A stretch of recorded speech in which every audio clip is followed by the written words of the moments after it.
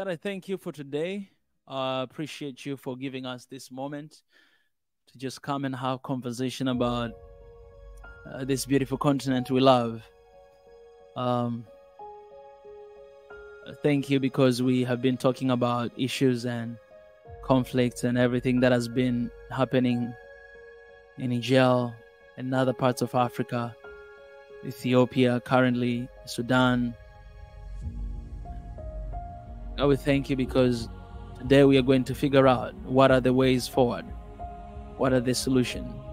Us as Africans, what are steps to take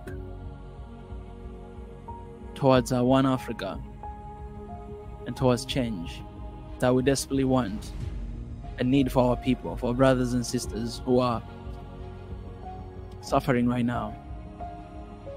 I welcome you here in this session. In the precious name of Christ, I pray. Amen. Just pray the wisdom of God will be here today. You know, I know a lot of you guys will be joining here. And you guys, let me tell you something. Actually, even leaders are watching this stream. I gotta spoil that a little bit for you guys because I've done my little research before and I realized that most of the time they listen to this. So that's what we're gonna do here today. We are going to talk about the solutions to everything that is happening in the continent right now. Of course, Niger, we have been talking for the whole week here in Swahili Nation, and the whole world actually has been talking about Niger and what is happening there. For Ethiopia, if you guys have been here for 3 years, I think you've seen me talking about that all the time. For Sudan, you know, we don't cover a lot about Sudan. Last time we talked about Sudan, it was like a month ago. We had this live stream of just updating everything that is happening and what's the reason of the conflict and everything. So we're not going to go back there. But I had to put all these 3 different countries together because I think everything is related and we are all connected. And everywhere people are struggling and hustling, and there's only one solution. There might be a lot of solutions, but it's important for us to sit down and to talk to the whole continent. All right, our mission here is One Africa. That's the t-shirt I'm wearing here today. All right, One Africa. And here, by the way, this is the mountain Kilimanjaro, and I have One Africa here because it's the highest peak in Africa. So how can we bring our people together? We have done a good job, and I think everybody on YouTube, they're doing a good job to talk about the crisis and the conflicts and what is happening, what's going on, and a lot of you guys are already informed about what is happening. I think we've done a pretty good job about that. So it's a time now to talk about the way forward and the solutions. And I released the video today, area, to give a little bit of analysis, you know, what I think. And the reason why I released that video prior to this live stream, because I wanted you guys to at least to grasp what I'm thinking or what is going on in my mind, so that when we come to this live stream, you have your own ideas as well. In that video, I mentioned that please share your solutions or your opinion in the comment section. And I think in this time, we'll have a moment for you guys to have a chance to come to join me here and also to speak of your solutions to what is happening or what can we do as a one family, as One Africa family. Yeah, so do me a favor, if you're joining here right now, like this stream. It's very important to like so that a lot of people can be informed. Also, you can share with your friend, because today you're going to be featured just like yesterday or the day before yesterday. I was here with you guys featuring and today as well, because it's not about me, it's about the entire continent, and all of us, we must come together and raise our voice for our brothers and sisters. That's very important. So I want you to do me a favor. You can like this stream and you can share as well, and I'll be sharing the comment in I'll be sharing the link in the comment section right now for you guys to join. Let me just read a few comments before I begin. You can drop the country or where you're joining from. I see Salim, I see Khalid, I see Yvette from Burundi. Oh, I see Burundi today for the first time. I see Jabi. from the Netherlands, but he's from Gambia. So Jabi from Gambia, but living in Netherlands right now. I see L. I see Salim again. Mikado. Yeah, I think pretty much the same people. And Mbaku. It's good to see you, Mbaku. Again, I've been seeing you a lot. So yeah. All right, let's do this. I'm gonna be dropping down the the link in the comment section to allow you guys to come here and to drop your links. Just in case if you have no idea what is going on, then soon after we finish this live stream, you can go ahead and check out the links that we shared before, all the streams that we've done before, videos that we recorded before to talk about the situation and everything. Yeah, but simply what is happening in Niger, we all know about France, USA, ECOWAS. Things seems to be pretty confusing at the moment. Talking about Ethiopia, it's between the government and Amhara people, one ethnic group in Ethiopia called that, and about Sudan, the war that is happening is between two leaders, rivals, what I'm saying, and because of that, a lot of things are happening in the country. So I'm dropping the link in the comment section because I would love to know where you guys are standing and what are your suggestions. So you can pick any country you want to talk about. You can pick if you want to share about Sudan, or you want to share about Niger, which is the hottest topic right now, or share about Ethiopia. But all these are our countries, regardless of what media is covering. It's important for us to talk about, everything that is happening in Africa and trying to figure out the solution there. So if you know someone from Niger or Sudan or Ethiopia out there, you can welcome them to come here and to raise their voice as well. We are the voice to the muteless, and now we are unmuting by sharing this link for you guys to come and to raise your voice as well, talk about it. Yeah, so the door is open.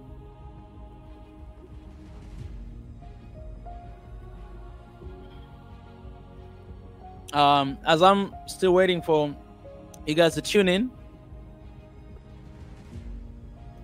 and I already have my brother here, Mikias from Ethiopia. Okay, ladies and gentlemen, I'm gonna have a moment with my brother from Ethiopia, Mikias. This brother right here, he's actually the coordinator of SNOA Ethiopia. Mikias, welcome to the family. How are you, man? I'm good. How's everybody? How are you, Mika? Long time no see. It has been a moment. There's been a moment. Last time I came to Ethiopia, I didn't have a chance to meet, but it's good to see you here, my brother. Good to be talking to you. How's everything? Everything is, it is what it is. We've been pretty busy, covering and, sharing informations about Niger. And today I'm glad that we can connect and link all these three great countries in Africa and to talk about the solution. What are the way forward for this? Yeah, for sure. I see somebody in, or is it you? Swahili Nation? Oh, yeah, that's me. Oh, okay. Yeah, I was a little bit confused. Yeah, like things have which been country, moving which fast. country are you picking? Yeah. Things are moving fast, eh? Yeah, they do. Yeah, they do. So it's like we need to follow up and keep up, I think. Absolutely. Honestly, if you stay like one day out of the line, online, then the next day I think you'll find a lot of things not to, and you're not even gonna know where to start.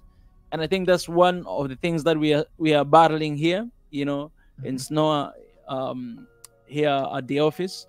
We're battling with that because, like, literally 24/7 we are we're dealing with something. 24/7 dealing with something. So, hopefully we'll have rest one day after, seeing a beautiful, future and peace in Africa, and that's what we're fighting for. So hopefully everything that we do will lead to that, for our people to be at peace. At least for us, we can sit here and talk about it. But our people, they're not even sleeping right now. You know what I'm saying? Some of them are dying, Definitely. some of them are hustling and struggling. But yeah, let's talk about the solution. What do you think? Which country are you gonna pick today, and what are solutions do you think we should take to change what is happening in the continent? Well, I'm gonna start from what I know. I'm gonna help my continent by talking about what I know rather than confusing people. So Yeah. I'm gonna talk about my country, specifically Ethiopia. So I'm gonna talk about that, but I know a little bit about Niger as well. But like I'm not on the operation level, but I know like you can feel it the way it goes when you see after the I think it was the main thing was I believe the African Russian summit that after that like things changed, I believe so. And when you see the Niger and their neighboring countries, they're almost the same the way they handle their government institutions. I think if I'm not mistaken, all three are military based. Yeah. So like that concept brings them together. Plus to that, the neo-colonialism mentality fighting against that puts them together. I know about that a little bit, but not on the operation level. I've heard some news that the foreign soldiers, if I'm not mistaken, I think it's the U.S. military that's coming in through Benin with some air force. I think you have some details about that. So nothing about that. I only have that level of detail. About the Sudan, well, I think everybody knows about that. To be honest, I just want to hear about that from a person that's inside on the specific level to understand more. But about Ethiopia, I can give you a lot of details. You're in control. Yeah. Then let's jump with Ethiopia. What do you think will be the solution for the country of Ethiopia with what's happening right now? What are the solution? We are talking to a lot of Africans right now across the world, and what do you think will be the way forward and to end what is happening or what has been happening for a while now? Well,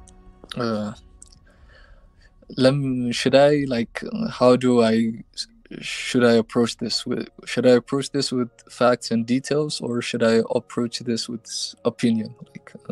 I think your question is based on opinion, the way I see it. Oh, even facts and details. That's very important to have facts as well. So you have a freedom to share anything you have. You speak your heart to the people, and you go ahead. Okay, the way I see it, everything is, in my point of view, perspective, everything is going to be better soon in Ethiopia, especially because when you see from an individual level, the mindset of the people, especially the people who just want to go out, work, do their day-to-day job activity, go home in peace. They are fed up with all the political and the violence. So the majority people are civilians in Ethiopia. So I believe everything's going to be better soon. And then we can focus on the details and fixing our personal lives, working on the politics, because our countries, if you know about our constitution, it's some articles are ethnic based, and ethnicity is very dangerous at this point. I believe everybody is conscious about that, but don't know the specifications to deal with that and to solve that. So we are having a national dialogue commission. We have a commission developed to a national dialogue, and it's going to be inclusive of everybody in the society. So that commission is gathering detailed informations about every group, starting from the political, from the religious institutes, from the teachers of the, like, from the education minister, from every corner of the society, even the youngs, the youths, every part of the society, and trying to put them on the table and discuss our problems. Like I stated, one of them is the constitution. So I have that optimistic point of view from my personal perspective. But when we come to the reality currently, there's a, how did I say this? It's not a war, but it's kind of a battle that's happening between the Ethiopian Defense Force and Amhara rebels. I should quote on that. So there's a like a battle going on. So when we see this battle, the battle is, we should say, objective based, like from the government part. It's forced upon, the way we see it, the way I see it, and the facts show. It's forced upon. From the Amhara rebels, it's a point of like demand for demand of some specific details. And so what the Amhara rebels are saying is the fight and the question and the objective of our for us being rebelliant is based on the questions of the society. Questions of the society focused on the Amhara community specifically. So what they're saying is, first is we want answers for what has happened to us in other regions, for the people that have died specifically in that ethnic group, the Amhara ethnic group. Second, we want answers for the authorities. Yeah, the authorities not providing their resources on time and in the manner that should be distributed, and the authorities not doing their jobs as they should.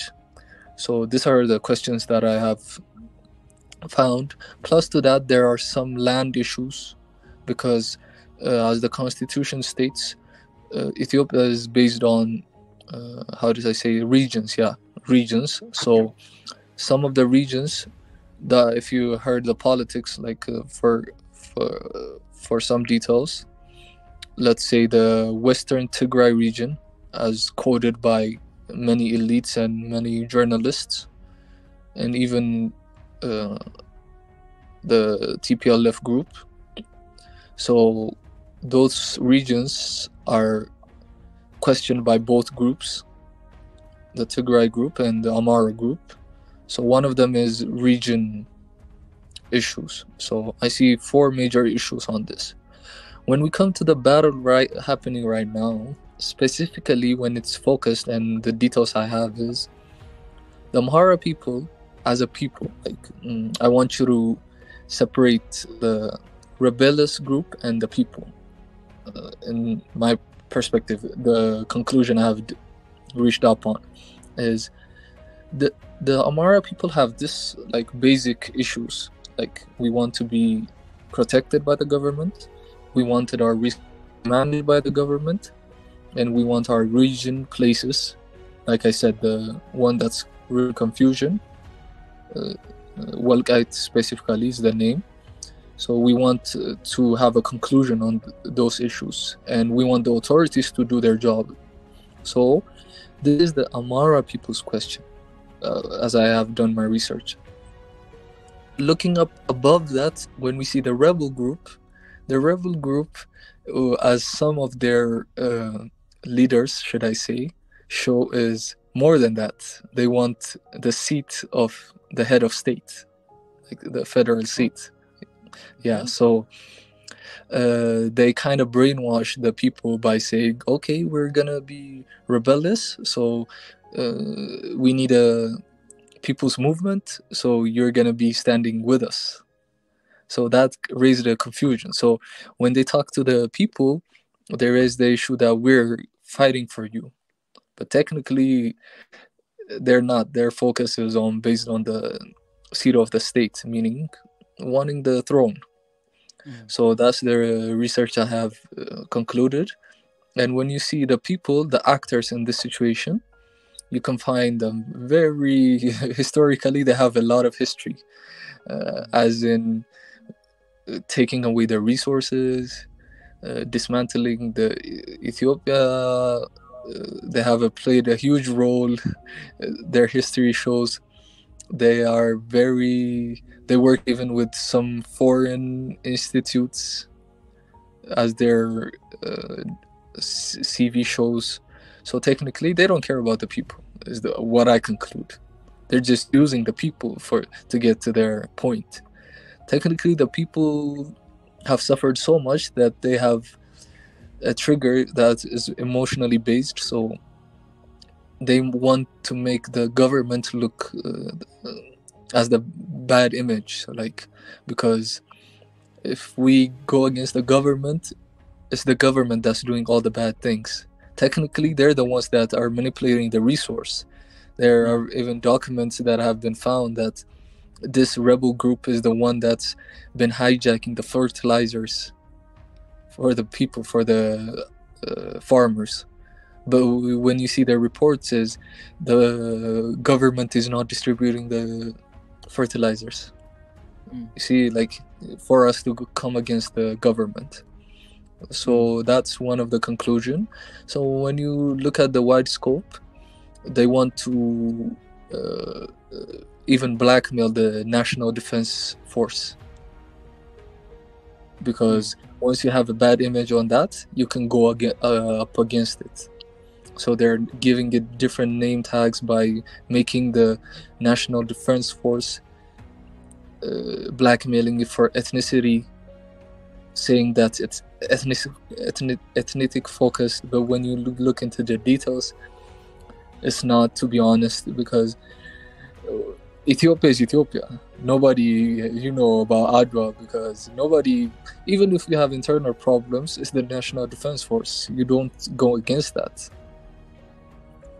You even protest with if you are up against the government, okay, you can protest, you can make your voice heard in a peaceful manner, you can do a lot of things, but they're taking their emotional factors in hand and manipulating them.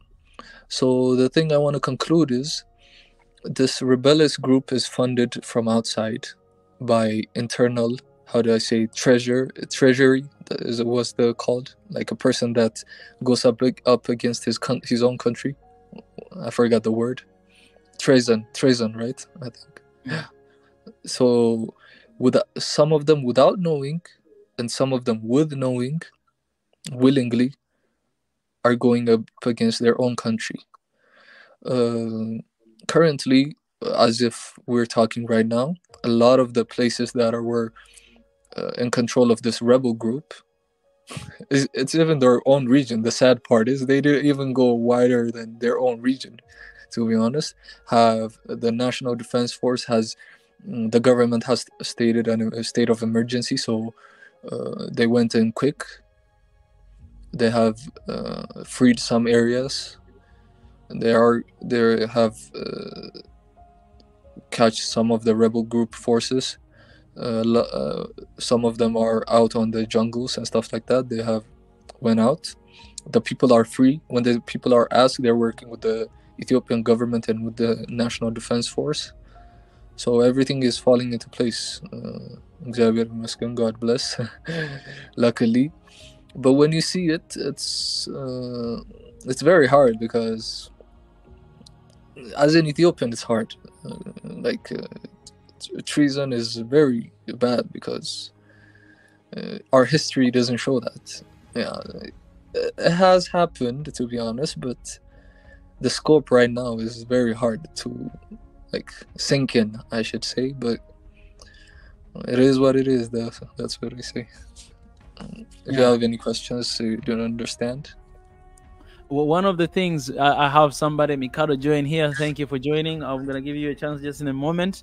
Let me unless you're here to talk about which country, Mikado. Before I move on, there's a question I want to ask Mikias. But yeah, Mikado. Yes, hello. I want to talk like briefly about Niger because, well, you know, it's the hottest topic right now. And I want to talk about Senegal and Gambia because obviously I'm Gambian and voila. Okay, that's beautiful. That's beautiful. Then I'm gonna come back to you. Okay. Let me pose this question to Mikias. You kind of have my name though, Mikado. You know, I'm Mika. You just added "do" at the end of your name. Leave Yeah, my but name it's alone. not my real name. It's just a nickname. It's a Japanese name, actually. So my name is Fatmata, so it's not Mikado at all. Actually, I want to tell you that in the WhatsApp, but I was like, I'm not gonna say this. I was told that, you know, my name they also have in Japanese, like it's Exactly. Japanese girl's name. Yeah. Yeah. So Your name and is like international. exactly. One day I was in the class and my classmate was Japanese girl. Her name was Mika. Yeah, Imagine. right. Exactly. That was tough. Anyways, I hated to share my name with her, but you know, I guess it's all about humanity. So let me come back to you, Mikias. Mikias, there's somebody here. I had this brother the other day, Fikado. He said this like ethnic-based constitution and ethnic-based federalism is the main cancer of Ethiopia. So what I want to ask you, and he actually joined here as well. But what I want to ask you what I want to ask about that. So what do you think it is the Oh wait, since Fikadu came here, Fikadu, do you mind to share that? I'll give you for like 1 minute, 1 minute to talk a little bit about that because I want to um I don't want to break the promise I had with Mikado here. So do you mind to share just 1 minute of your statement and then I'll go back to Mikias. He's gonna give us his thought and then we come back to Mikado and then we come back to you.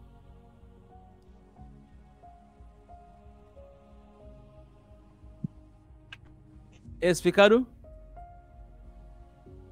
Can you hear me? All right. We lost Fikadu there for a moment. So let me come back to you. Me? No, I'm still here. Not you, Mikias. Okay.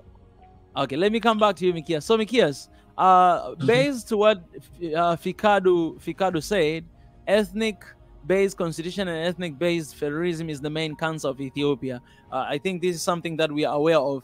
But what I want to ask you for everything that you've shared already. So what do you think it is the solution to everything that you just say? Because you gave us a really nice, you know, like scenario of everything that is happening. Out of your opinion or out of what you hear on the street and everywhere, you know, what do you think is the solution? Because right now what I see is a rage between you know, people and, you know, the government. Everybody, like when you go to social media, you see how much people they're hating on the government and everything, and it makes everything very hard. Like it makes everything really difficult at this point. What do you think is the solution out of this? Okay, the solution is to be realistic, and when I say realistic is change takes time, especially peaceful change, because peaceful change is having a lot deep of conversations. Like I've stated, there's a national dialogue commission that has been already organized as an organization, and it's collecting data and going to the core point of our problems. So I believe we must believe in conversation. Even if we don't disagree, at least we can agree to disagree when you come to the papers. But when we come to the weapon part, the money, like it or not, even everybody has questions on this government. I'm not gonna lie, because it didn't even change the constitution and so on and so on. But at least we have brought some change. We have built a good defense force. We have you can't hide the good things. You can't only state the bad things. So the solution is to be realistic and believe in time and give, if necessary, government time, because it's an elected government. The so-called democracy we've exercised, and this is the first time we've achieved it, to be honest. In my sense, this is my personal point of view. So now we've pushed the democracy, we must learn how to use it. See, I believe most of us don't know how to use the democracy that is running right now. So I believe we need to have deep conversations and go with the ongoing flow, and we can bring change, but we must be willing to understand how to bring that change, because if you don't know the tool that you have in your hand, it's gonna be used against you. So as an Ethiopian citizen, we must awaken our people and state that even though you don't like the government, there is a way that that government has already designed for you to change it. So let's follow that path. For example, if this movement was truly a people supported movement, people meaning from the elder to the child on the ground, for the young children, you could have protested, but no, you chosen violence, being rebellious. Being rebellious doesn't work against the government who has the monopoly of the power to use violence, meaning guns, weapons, everything. So that's not gonna work. So we must be realistic and use a peaceful method. And I call upon my people. I personally have a lot of disarguments. You know, Mika, even the first time that we met, I spoke up like about this stuff. Like, I have a lot of questions, but I also praise and appreciate this government that it at least gives you a chance to be realistic and use a peaceful method. If you don't use that peaceful method, you're fooling yourself, nobody else. Because the government has the power and the authority to take action on you. So at least we must be understanding and wanting it to be a peaceful method. So that's what I call up on my people and everybody in Africa. So everybody, Ethiopian here especially, go up and look up National Dialogue Commission in Ethiopia. You can find the link everywhere, like it's on Facebook, Twitter, everywhere. So if you have any questions, you can register. It's inclusive of everybody. I know you might not believe it, but at least if you have the peaceful method in hand, you can then question the government credibility, because it's changed, right? It didn't change the constitution, but it's another government, a leading party that's leading us right now. So at least you have the right to go up to his neck and force him to bring change, force them to bring change. But not with civilians dying. That's our main concern. Civilians are dying with our rebellious moves. I know all of the people don't agree with me, because I know, like, straight up, even my close friends are against me, but you can't go against the previous rebellious groups. Not 1, 2, 3. Go against them, and at last, when it's your ethnic group, you can't support it. You must go against every rebellious group. I believe that's the motto, because if you switch for when it's on your side, that's not right. I believe everybody understands me. So if you want to be rebellious with a pen and paper and with ideas, with dialogues, like sitting on the table, I believe in that. This is my opinion, and I've talked to a lot of elites that are even designed this dialogue opportunities. We've been having meetings, conversations. So I believe the only thing that's left is like it's not happening even soon. Like, we're forcing them, we're even contacting them. Like, It must come soon because every rebellious group is standing up before we having this national dialogue and changing the things that are separating us. But you know what they say, a baby that's not finished their life cycle in the mother's womb is gonna die when it comes out. So we're waiting for that 9 months, should I say, for the cycle to finish, for the national dialogue to arrange everything in peace and to do a great job. That's all I want to say. Yeah. Well, I appreciate Mikias for raising, you know, your voice, and I love that, man.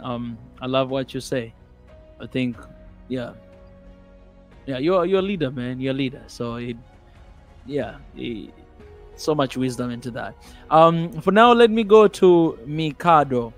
Mikado, you remind us again. Let us know which country you're going to pick and what kind of solutions are you going to contribute here today. Welcome. The floor is yours, my sister. Hi, thank you so much. I'm Gambian. I live in France.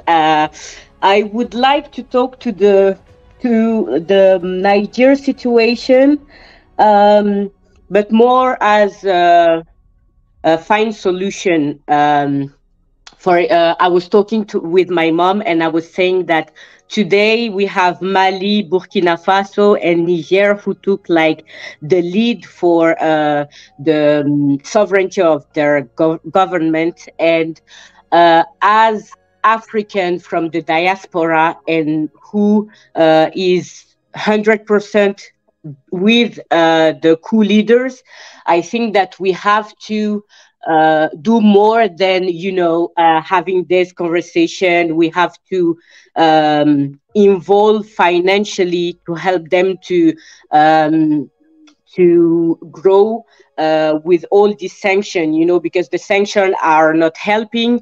And I think with this sanction, it will be the reason why they will fail if we don't help them. So I'm really open to find a solution, like financially, I don't know, open an association or have talks with people there, but really support them financially to help them to, how do we say that? When you grow a food in your own land, because we have like really good land in Africa everywhere.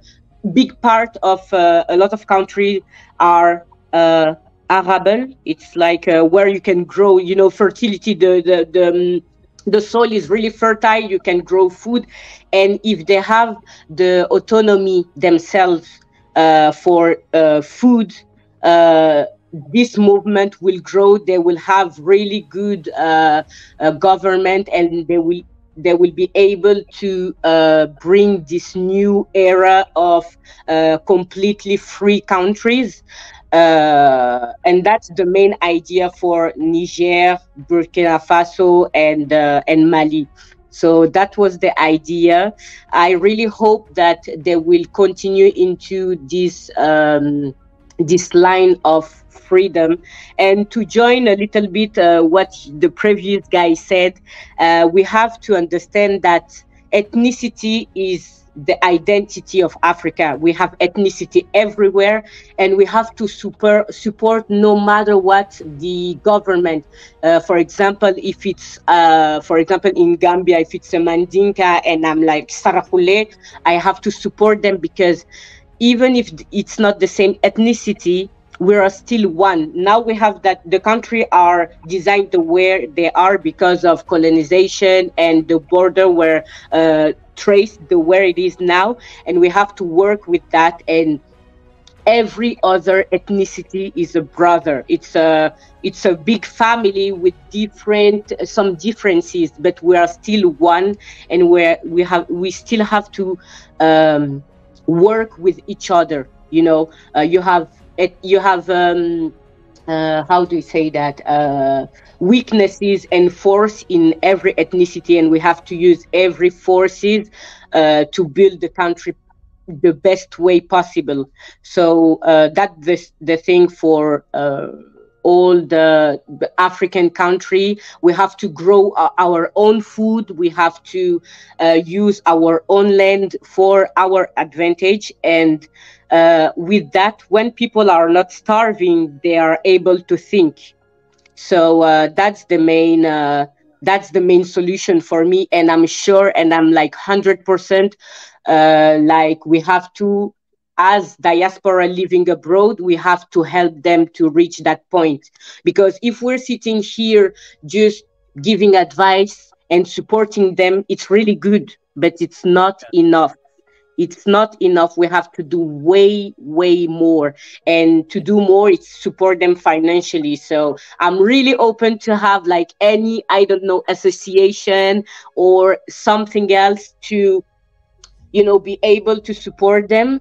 And that's for the 3 countries, so Niger, Burkina Faso, and Mali first. I hope this wave of freedom will touch all the country, especially Senegal and Gambia. Senegal right now, they are in they have protests because of the opposition, Ousmane Sonko, who's in prison, and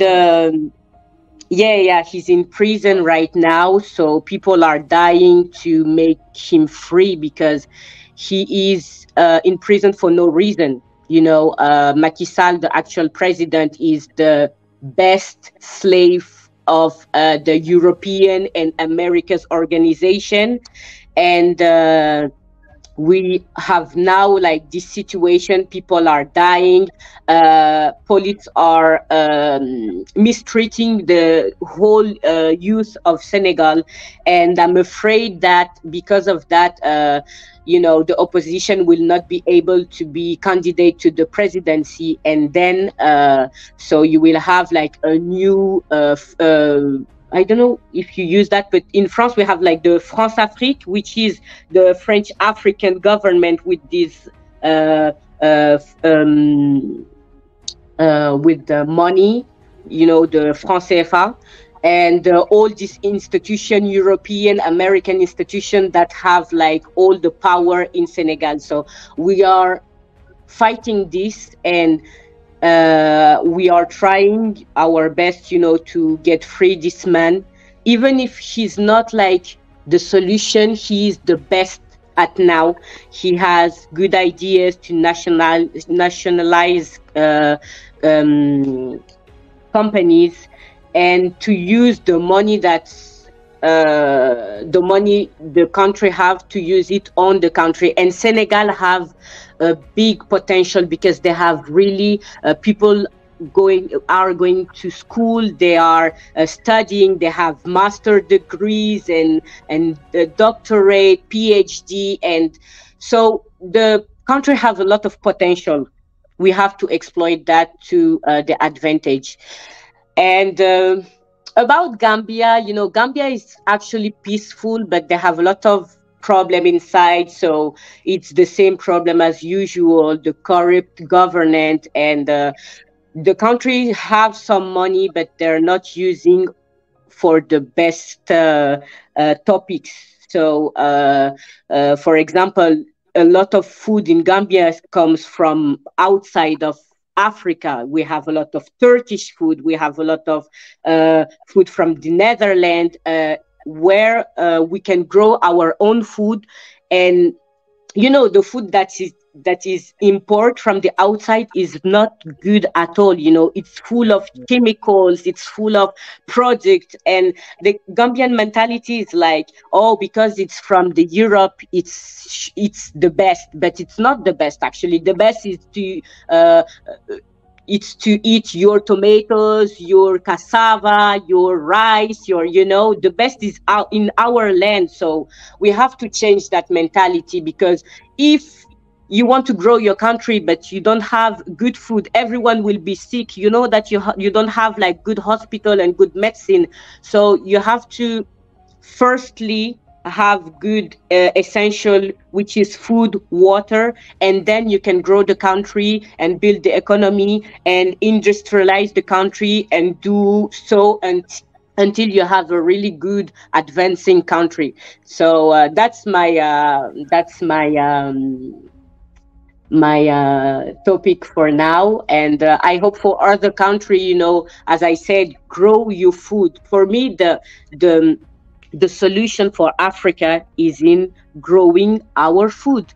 When you have too much, you sell it. So you have money, so you can build roads, trains, I don't know, schools, hospital, but you have to start by the base, and the base is food and water. When people are starving, they are easy to manipulate. It's easy for them to join, this extremist group, and to destabilize a whole region. So, and Gambia is small, it's 2 billion people. So it's small. It's easy to make it correct, So I really hope that we as the diaspora, we will really involve into the development of Africa, and not just not just watch the situation, but being active participant of that. Yeah. Well, Mikado, I really appreciate. Before I let you go, I just want to do a little bit of recap of what you said. Yeah. And to see if, especially for those who are joining right now, the first thing that Mikado shared is about financial support to the situation that is happening in Niger. He says, we can talk about these solutions and kind of like, motivate, our people. But in reality right now, there's so many sanctions going on, sanctions by France, also even sanctions from ECOWAS, Exactly. Exactly. So it's important for us to join our hands together and to support financial. This one, what we can do as SNOA, we'll try to find the local organizations. Niger will announce that. So we need to satisfy ourselves, and you guys will be able to see that because we have our WhatsApp group. So whatever we find, if there's any real organization in Niger that is really there for the people, it's not just a scam, and is willing to help people, we can always share on our WhatsApp group, and we can share on our platforms as well for people to contribute to that organization, so that we can support our people there in Niger right now. It's a time for us to serve them any way we can. So for that one, let's do that. And you guys can help us as well. For those who are in WhatsApp group, those who are not in the WhatsApp group, you can find the link in the community tab of our YouTube channel. Is there. Join WhatsApp group, and if there's any organization that on the ground that you trust, you can share that with us. We'll go through it to double check to make sure that everything is okay, it's clear, and then we'll share on our platform for people to contribute. That it'll be like that. And another thing that you shared, Mikado, you shared about the ethnicity in general, referring to what is going on in Ethiopia, that ethnicity is the identity of Africa, so we must support each other. That is there, we gotta give each other time, because next time it might be yours, and if we are not showing solidarity with whatever that is happening, that means next time the other ethnicity group will do the same thing to you as well. Exactly. So it could be yours. So so we're gonna have that cycle of issues, problem going forward. Another thing that you shared, and this I was not aware with this, about Senegal and what is happening in Senegal, that opposition leader is in prison right now. In turmoil because of that. So what you're saying is this opposition leader, actually the multitude of people, they love him because of what he stands for, but the current leader, he's puppets, and people, they don't want him. That's what you're trying to say. Yeah,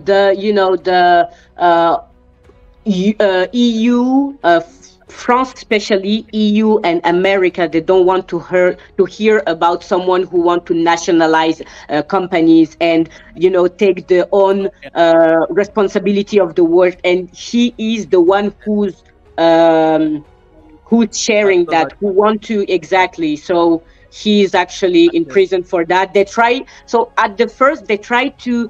The first problem, they invent the thing that he raped a lady, but that was false, because even the lady at some point was like, "No, I created that," but she had to go back to her statement because she can't go back, But when they saw that this rape situation is not working, people are not buying it, so they just create like they say that he was oh, I don't have the word in English, but he's like doing his no, I can't find the word, but he's like kind of the reason of the you know, when you the strike, yes. So he was like, yeah, they said that he was the reason of the strike and he's destabilizing the country, and that's why he's in prison right now. But all of that is false. They just create something to make him ineligible to the candidate because it's into it's next year, so they have to create something. So that's the current situation. You know, with that, it's actually almost the similar situation that is happening in Zimbabwe as well. I think they're approaching to have election, and it's the same thing with the regime right now and the opposition leader part as well. There's things like that that are pulling us. So I think what we can do is, since you are in the group in WhatsApp, maybe we can, you know, prepare another session to talk about, you know, Senegal and the way forward as well. To have some people from Senegal who can really, you know, give us the details of what is happening. And find out that would be good. Okay. All right. I'll contact you through WhatsApp to you know, to deal with that. And okay, no problem. And then the last thing that you shared is about Gambia, and that is about, you know, the food. This is one of the things that even personally I am, you know, completely against it, especially Africa importing food from outside, because we have exactly. And these days, you know, there's a lot of things like, you know, we have everything. We have everything. I think in Gambia we import pineapple. I'm pretty sure that we can find pineapple in another country in Africa, you know. But yeah, we just bring some bad food, poisoning food.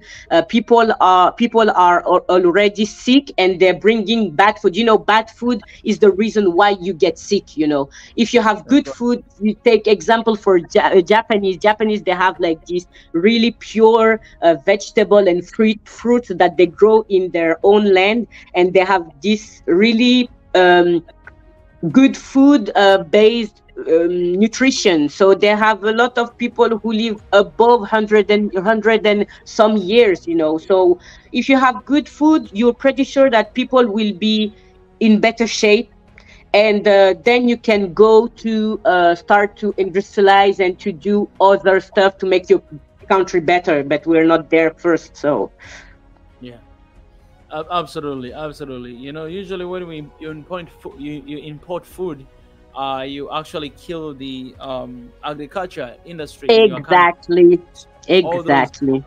Mamas and babies who are growing food, they don't have any job to do because you're importing everything from the outside. So I think this is one of the things that the entire country should work on, because most of countries in Africa, they do the same thing. And food is the basic need. You know, it's a time for us to talk about development and not talking about food and all this stuff. Yeah, so I really appreciate for you sharing that. Henry was here, but Henry, he just left. Henry is from Nigeria. He left. Hopefully he'll come back. Guys, I've shared the link in the comment section. If you want to join, come, and you want to contribute to any countries that we're talking about today, and you like to share your opinion, we'd love to see that.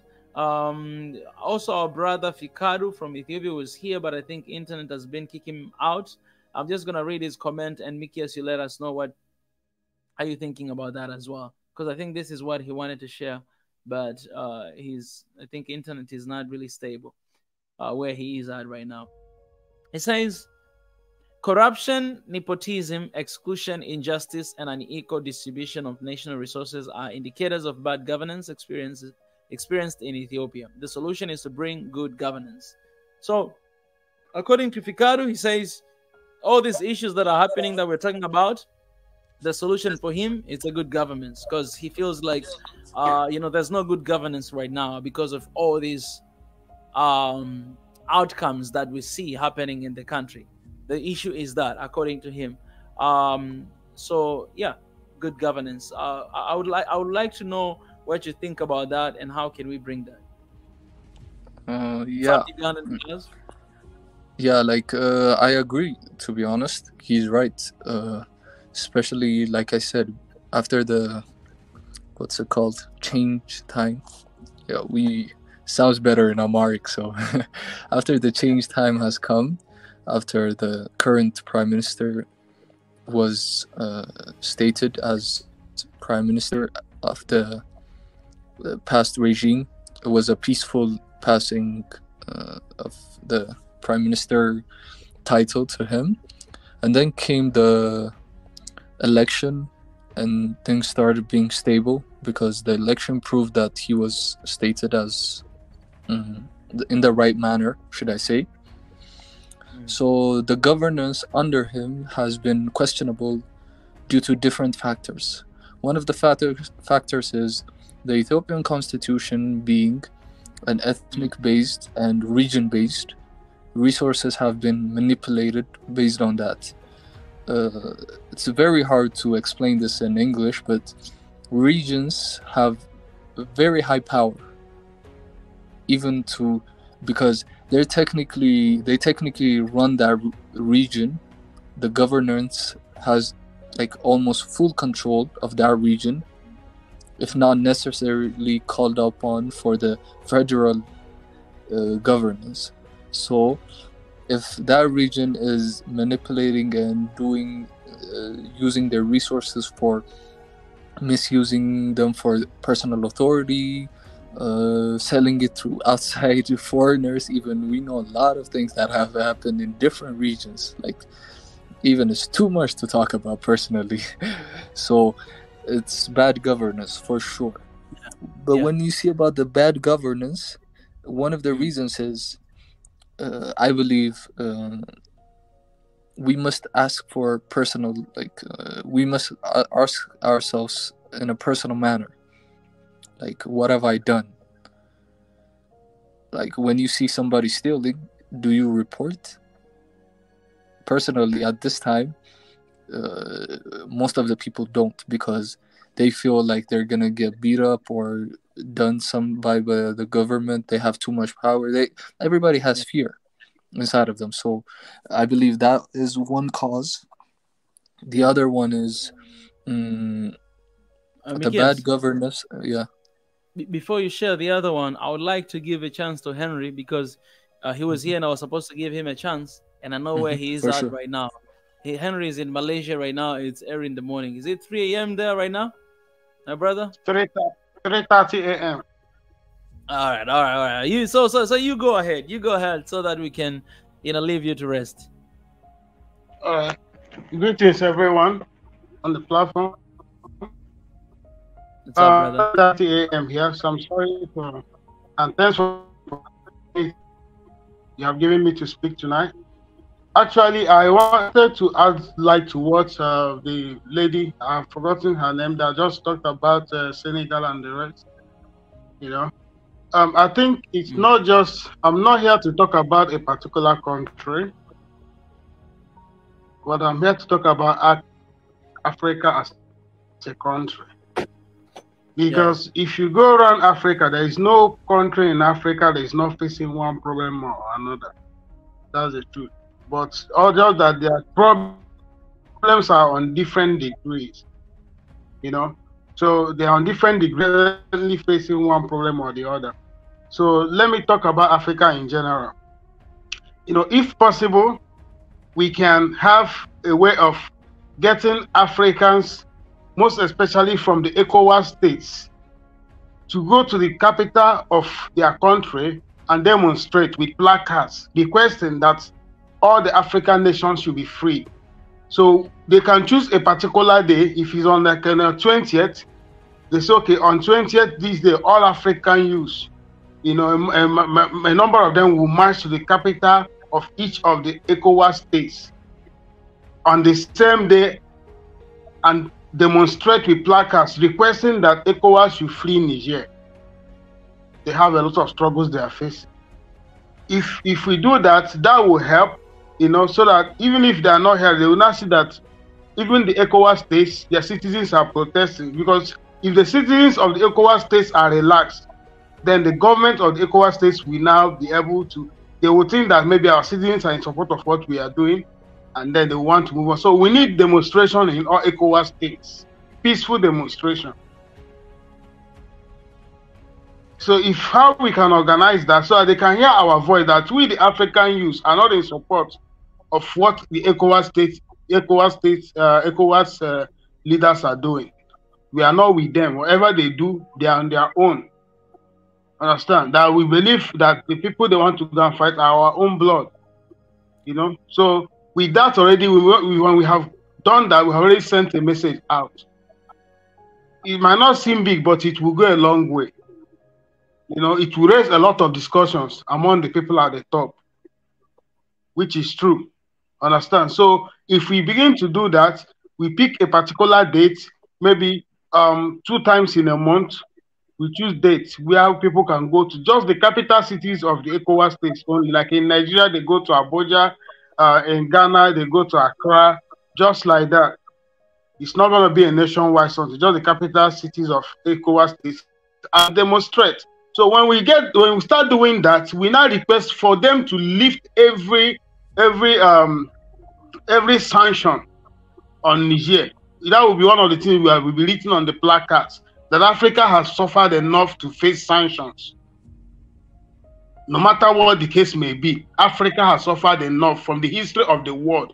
Africa has faced a lot to face sanctions. So we request that every sanction on African nations should be revoked, starting with ECOWAS. So when we start speaking this, is like if we start coming to YouTube, make individual comments, go to TikTok, you don't have weight. The weight will not be as much as when we have a collective, a concerted effort to raise our voice by people coming together unanimously, saying the same thing in different countries at the same time. That will go a long way to send a strong message to the world. So when we start doing that, then we can now start thinking of how to help them, because this is the best way we can help them. No matter, even if you want to contribute money and send to them, how much will be enough to people that are already suffering, and then sanctions are being, they are now facing some kind of sanctions again upon what they have been through all the while. So I think contribution is okay, but that will not really help them. The only way we can help them if they fight, join them for the fight for their total emancipation. And how do we achieve that? It's by speaking out and start asking ECOWAS to free these people, free Burkina Faso, free these things, France, leave Africa. At the same time, if we can extend it to all African countries, their youth go to their capital. Even that means we are sending message to both African Union and ECOWAS. So that we don't want any kind of sanction in Africa. If sanction that we can even manage, if France or whatever Western country can sanction, that's their own business. But let no African nation or African organization sanction any African country, no matter what the case may be. So yes, we do something like that, and that will go a long way to help before we start talking about contribution. So that woman, the lady that just spoke, she said a lot of things that are so much important and so much vital that we need to look into, like the people in Senegal and all that. There is a platform where people can petition.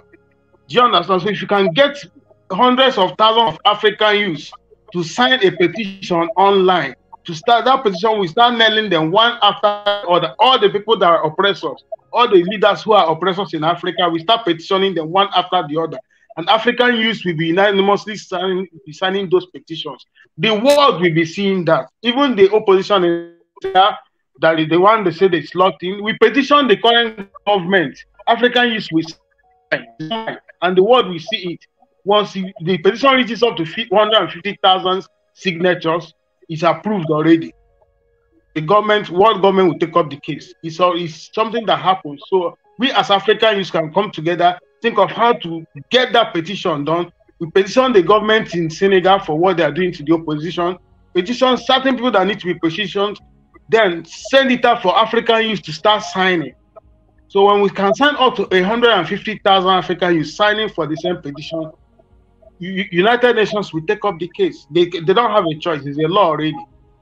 So let's look at how to, all those things, not about having the backdoor discussions, having a deep conversation on a topic. It's about taking actions and taking drastic measures to get those things working, So let's talk about how we can get people to protest. If we can If it means contributing money to sponsor them at different countries, why we still contribute to help the people over there? Because sending them food will not help them much longer than liberating them. That's all I have to say. God bless Africa. All right. I appreciate my brother Henry. Let me give a chance to, let me give a chance to Fikadu. He's here to contribute your thoughts, and then I'll go to Luzolo. Luzolo just joined us here right now. Fikadu, are you able to talk now? Yes, I. Yeah, can you hear me? Yes, we can hear you. Mika has mentioned some points on the current political situation in the country. I agreed with him by some points, but you know, the problem is deep down more than what we speaking here. You know, before 27 years, Ethiopia just ratified new constitution, which is based on ethnic politics. So a lot of elites just warned the government about the danger of tribal politics and embraced the wholeheartedly politics system based on ethnic federalism that now threatened to tear it apart. So currently the country is divided into almost 11 regions. Each region means like a county. So each county is even like named by ethnic groups. So like if you want to get if you want to serve communities which are not you're part of your ethnic group, you don't go and serve them because of your ethnic group is different from that one. So that is lead us the country into divided into like more than maybe more than 10 or 11 parts, so that the first problem is ethnic based constitution. The constitution is based on ethnicity, so that is the first problem. The second one is federalism. So the current Ethiopian federalism structured in ethnic groups. So it's not like geographically. I think we are the only countries in the world who are administered by ethnic-based federalism. So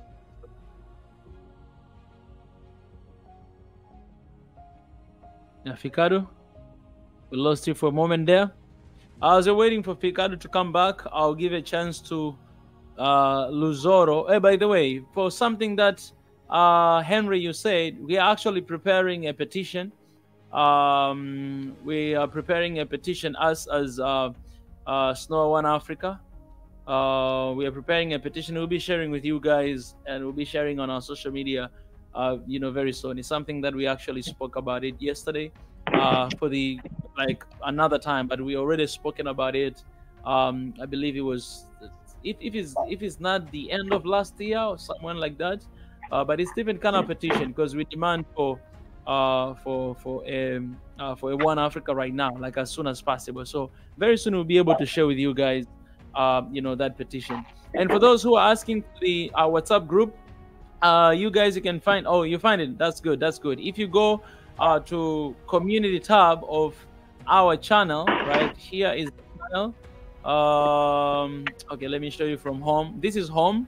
So you just need to go here in the community tab and you scroll down a little bit. There's a lot of posts here, but you'll find a post right here about WhatsApp page. So yeah, go find that and it will be good. I want to give a chance to my brother Luzolo. I would love to hear you, Luzolo. Welcome, my brother. Thank you for having me, Micah. Like as I was saying on the SNOA group, basically, like it's nice to especially I see a lot of the videos and posting and everything. Everybody's saying, "Oh, this country is abusing us. This country is stealing from us." It's like, okay, guys, we all understand the problem very well. We all understand. Yes, these Western countries going to take advantage of Africa. Fine. Now, what is the solution? What we need is an army of data scientists. Like I said, we need to understand what is their problem. Okay, so which company is doing this, which country, and which, like, be specific about this specific issue. And then once we list all the different companies, let's say for in the situation of Niger, which uranium company are from France, Italy, Germany, and so on that are in Niger right now taking advantage of the country. Let's list them out. How are they doing that? How's the market work? Let's get knowledgeable about all these different issues and then find solution for them. For example, like in the case of Niger, ECOWAS, Nigeria just cut off the electricity. Well, we need to figure out a way for them, if they need to have different partners that they can come in, like the Russian or the Chinese, that can come in and help them build an electrical, like uranium, production for energy, so that it can help them actually generate their own energy from their own resources. That's one way of solving and becoming self-resilient as these the Nigerians are becoming independent and free. And like the last part I was saying, yes, like we need to do the protest, but we also need to understand, okay, what is the sanctions? What are the sanctions that are placed right now, and how can we help them overcome that? Those who are outside, inside, and close to Niger right now. So we need to coordinate those kind of actions. You can't just be action and talking and having these nice, beautiful speech. Oh, we're gonna do this. Like, yes, the correct action, but we need to also analyze the situation and then act accordingly. Yeah, I love that. I love that. I think this is what we can do then. So for those guys who are not in WhatsApp group, please join. And I think what Luzolo, you even mentioned in the group, which I find it very important, what you're saying, that there must be, a step forward, both, publicly as well as, privately to help our people. So I think what we can do is we can organize from the group. If we have scientists right there in the group, we can organize, and then we can make strategies like what to do next. If we need to do some research and need to find different informations and how can we help and how can we support, we do that. We've spoken about finding organization in jails that are doing like really nice job to help people on the ground. So we're gonna do research on that, so that whatever decisions or research or things that we find, then we can easily be in touch with these people together. I think that's something that we can do together as a team. Definitely. Can I add? I believe, like, if we do something like a think tank. Yeah. Basically, a think tank, what they do is they analyze various kind of information and they create a report. So the first thing we should definitely do is have a clear image of what is going on. Like, who's on the continent, what they're doing, how they're taking advantage, or are they, like, even our so-called allies, in Russia and China as well. We also need to analyze, okay, what's going on? Who's there? What are they doing? Right? Yeah. And then let's create a report, and we could have even within that WhatsApp chat group, I think we should even have consuls, ones that are doing research, other ones that are organizing protests locally. We can walk and chew gum at the same time. And so definitely, let's organize in such a way that we can begin to analyze what's going on, and then once we get the data collected, we analyze it and then come up with solutions. Yeah, I love that, Rosario. After this live stream, I'll reach out to you, and then we can take a next step how to move forward with this, and also we can announce in the group. And find more people, and we can create all these small groups of taking actions of what we're talking right now. So we might, because I believe we have everybody there in the group. We have people who we have scientists there, we have people who have been doing research, we have different expertise. So whatever expert you have, and however that you like to support and to contribute, we're gonna have these little meetings off the line, because don't tell the devil your strategies, right? We're gonna have these meetings off the line, and to just organize ourselves and how we can take forward from there. For things that Luzolo you shared, and you're clearly passionate about this, So we're gonna work together to make sure that is coming to pass. And things that our brother Henry as well have been sharing. I think all this stuff we can have conversation and take steps. Yeah, I love that. I love that we are really taking that road to solutions. That's beautiful. I love that. I have my brother Niger as well joined here. Niger, we are welcome back. We are talking about the solutions, and I think you've already heard our people here sharing few solutions. Welcome if you have anything that you'd like to add and to share as well. Hey, well, how's it going? Everything is going all right, my brother. Awesome. How is it? Everything is well. Everything is well. I heard all the solutions. I've been watching. I've been online. I just heard a lot of good solutions, and I wanted to join to add to them. Yes. All right. Right. Go ahead, my brother.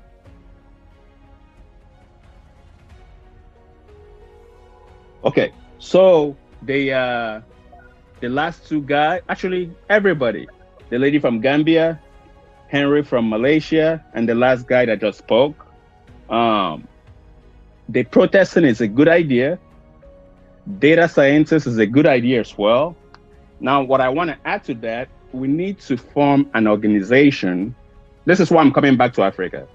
I'm coming back to form an organization, non-profits, because I believe that we can, instead of relying on our governments to do things, if we set up an organization that has power financially through crowdfunding, meaning everybody from all over the world, including in Africa, can contribute to, and then we can start empowering people, cities, villages in Africa.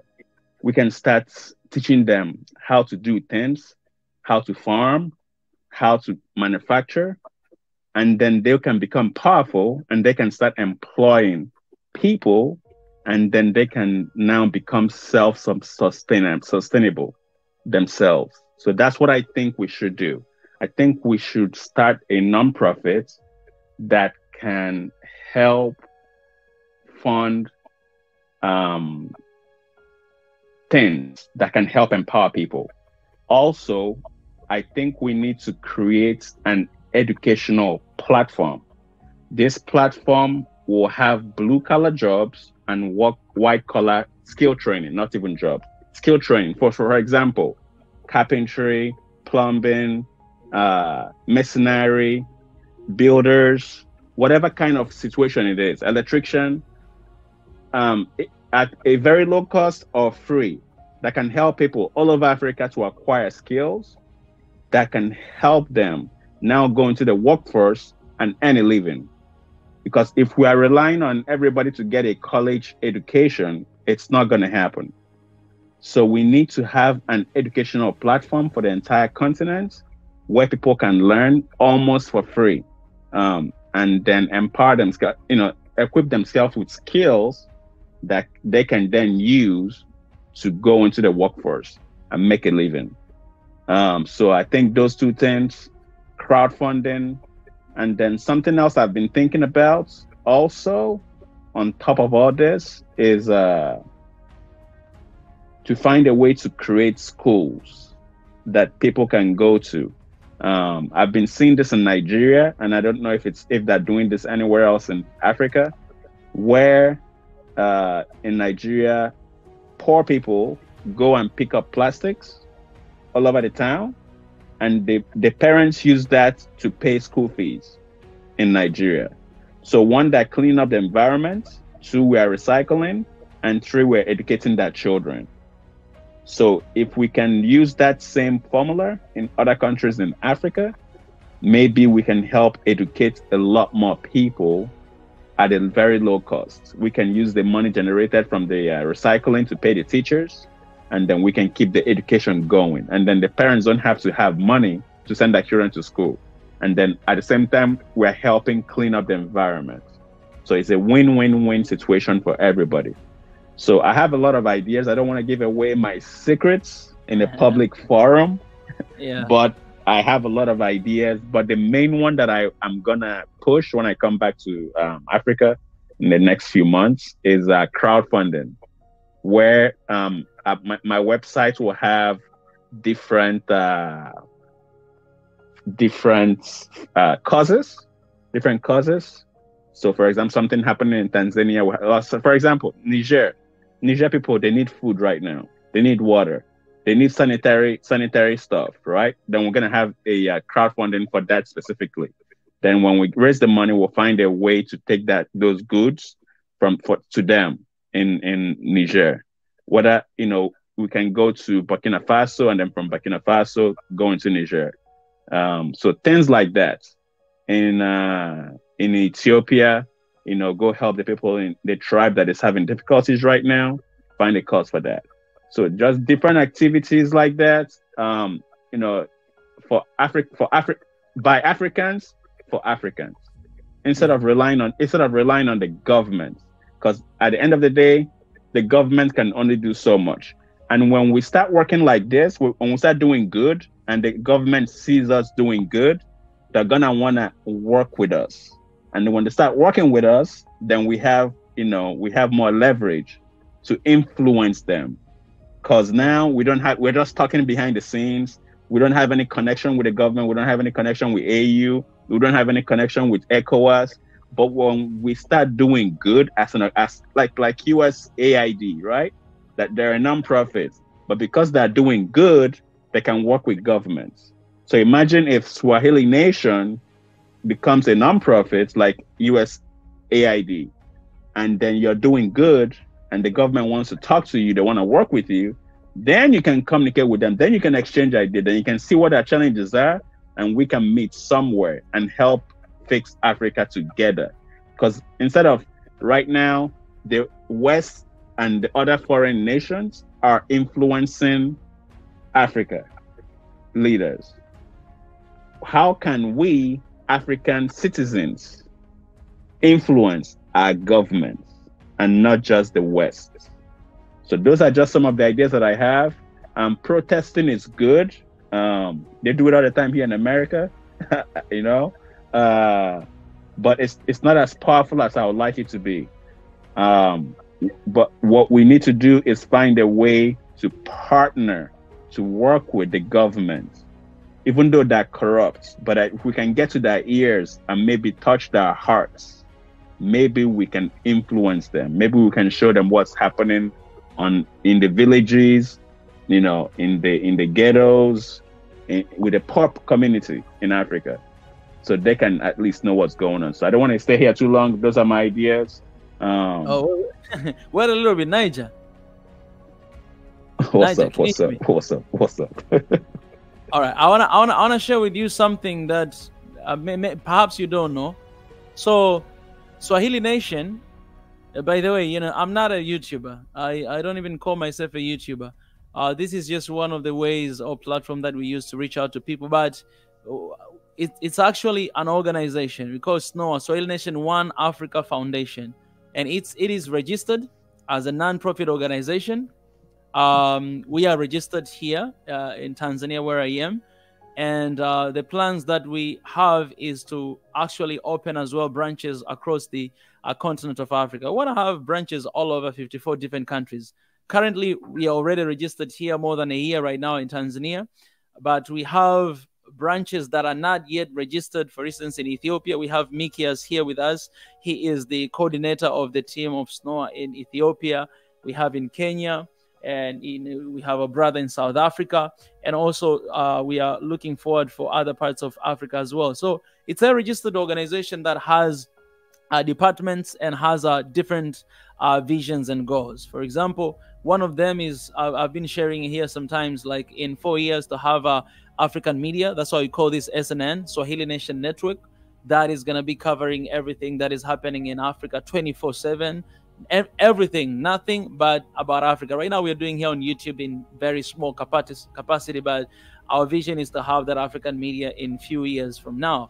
One of the projects that we are doing right now, or one of our plans, we're talking about security, like food security. That's one of our very first agenda and the project that is running right now. We call it Smart Farm project. I was actually about to show you here on the screen, because this is the proposal and something that we have been preparing for more than a year for the Smart Farm project. Right now we are doing a project with Vanilla because we wanted to generate income, to have income that we can donate ourselves to the organization and run other projects that we have. For instance, the Smart Farm project that I was about to show you here, and other different stuff. We have like 7 different departments. We have media and IT. We have education, department. We have women and youth. When you say youth, we mean even men and girls as well in that department. We have I've already mentioned IT. So we have all this stuff, and we have all this structure. We have everything. That's something that we've been working for more than a year to preparing that. So everything that you're sharing here, I'm glad to hear, because I'm gonna need to connect with you. I don't have your number, so you're gonna need to drop your WhatsApp number in the private chat.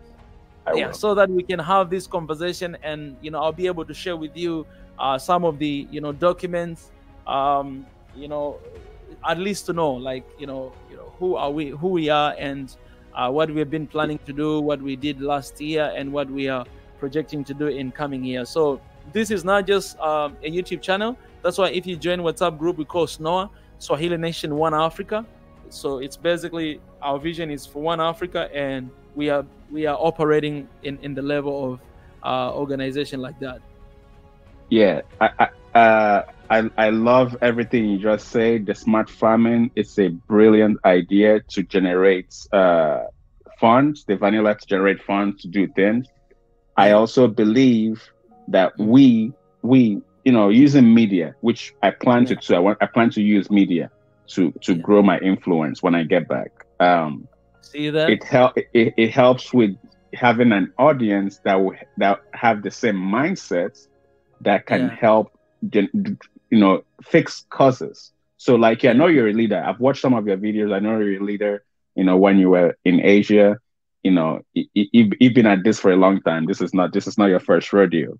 But I believe that crowdfunding can, leapfrog any organization, to do many things. And if you keep doing good, and people see that you're doing good, they're gonna want to keep supporting, because it's not you doing it.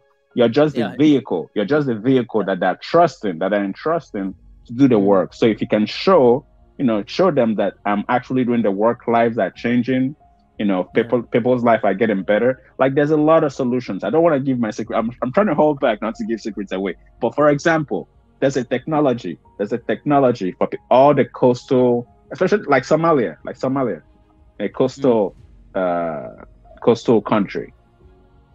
There's a technology called desalination of water, which when you take that machine in South Africa, because I don't want to look overseas. I want everything to be in Africa. So in South Africa, they sell these machines. They sell these machines that can convert salt water to fresh water.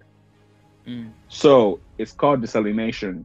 So some machines go for 3,000. Some machines go for 20,000. They can supply a town, right?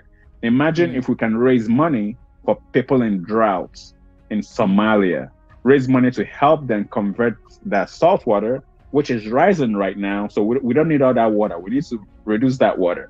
So if we can now take that water, take out all the salts, and keep it fresh, imagine how many lives it would change. Because I've been looking at Somalia, and I see all the cows dying in Somalia and some other places in Africa. I don't want to single out Somalia, and see all the cows dying, all the livestock dying because they don't have water. Imagine how that would change a town or a city or a country. So there's a lot of solutions that I have that when we talk and when we brainstorm, because right now I can't remember all of that. I don't have them written down in front of me. When we start talking and dialoguing, they'll start pouring out, organically. And then when I come back and come to Tanzania, then we can do a lot of different things. I feel your spirit, and I know you're doing a lot of good work, and I can't wait to start doing work with you. I appreciate, my brother. I appreciate. Don't forget to drop me your WhatsApp number here. Oh yeah, let me do that. Let me do that right now. I'm in the WhatsApp group. You probably don't know who I am in the WhatsApp group, but I'm in there.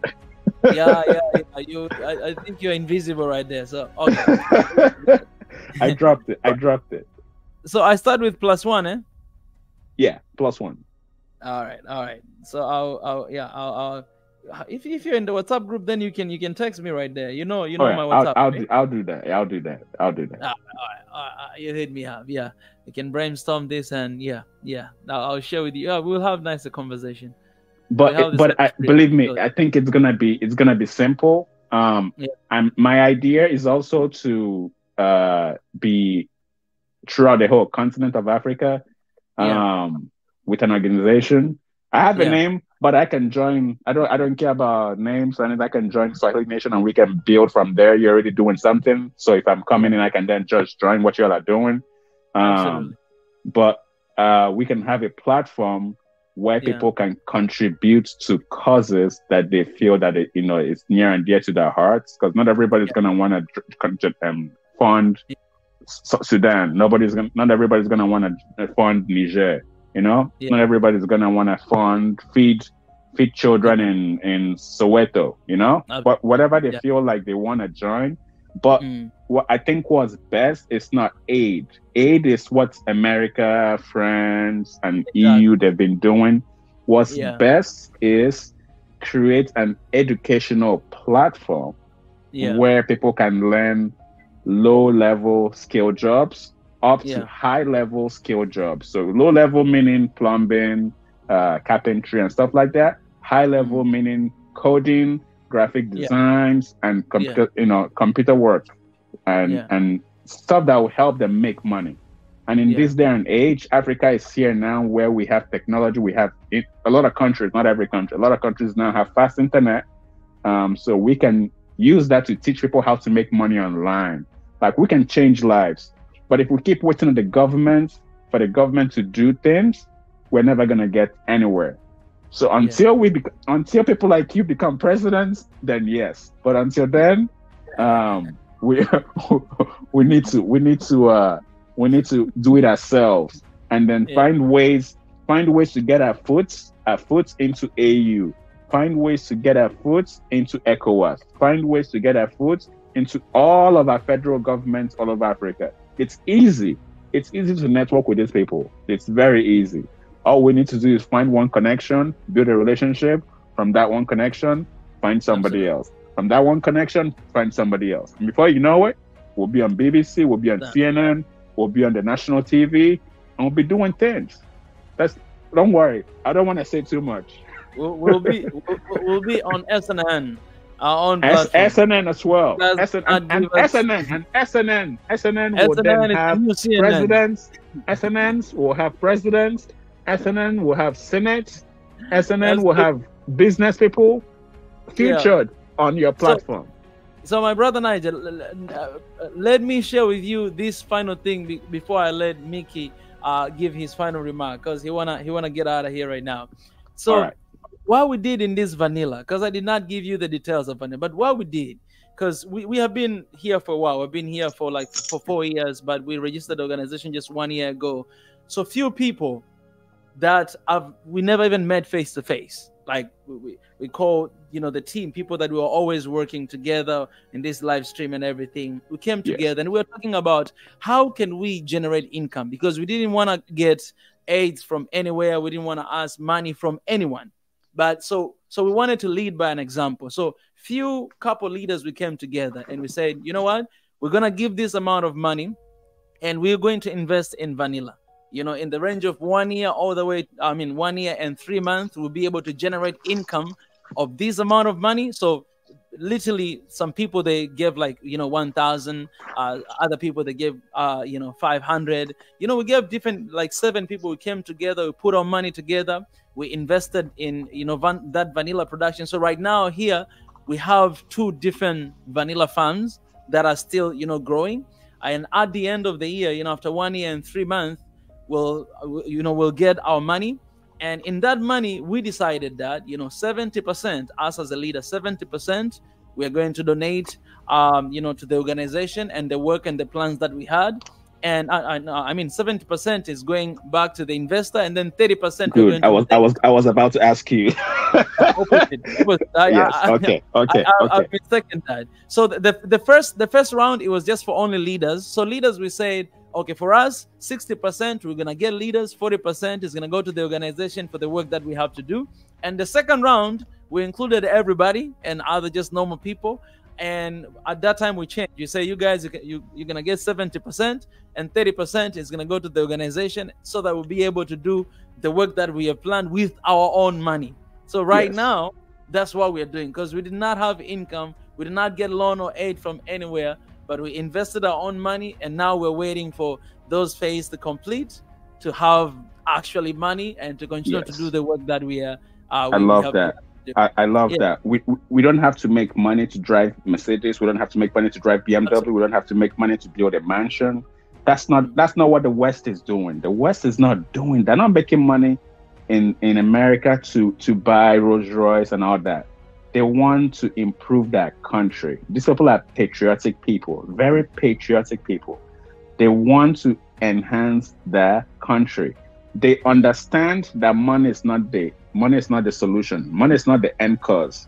The goose that makes the money is what they're after, not the money, not the egg of the goose. They're after the goose. So if they have the goose, an engine, a machine, for example, your vanilla farm, your vanilla production facility that is adding value to the vanilla, now you have a goose going, and that goose can now have another goose, and then you can expand that, and before you know it, you're employing people, you're affecting families, and the country benefits. It adds to the country's GDP, and the country benefits. So I'm with you, brother. I like what you're doing. I didn't know you had this other arm. So, I'm new to your channel. I'm new to your channel. I didn't know you had this other arm, but I like what you're doing, and I'm gonna be with you for a long time. I appreciate that, Niger. Appreciate my brother. I'll talk to you later. Absolutely. All right, brother. Thank you very much. I'll hit you up in WhatsApp. Thank you. Yeah, text me there. My brother Mikias, you can give your final remark, my brother, before you leave. You've been waiting there for a while. Yeah, to be honest, I don't want to go. A lot of good ideas are coming up. Yeah. Luckily, things are heating up right here. Yeah, I've been invited to co-host some. There's a space that local topic, so I just noticed them. I'll be in after I'm done with our organization. Should I say? Now I'm feeling more like a family. It's our organization. Yeah, like I said, very nice conversation we had with our brother over here. It's nice to have this kind of a motivated person willing to support with what they have, and even supporting with words and understanding the level that you have come through this point and the way we have come through. I'm gonna hold my share just on the talking level, like you guys are on the ground. You're part of this, my brother. Yeah, all of us are part of this. We have a big work in our hand. Just the difference is who started it and who is picked up on the road. I believe that's only the difference, but this concerns us all.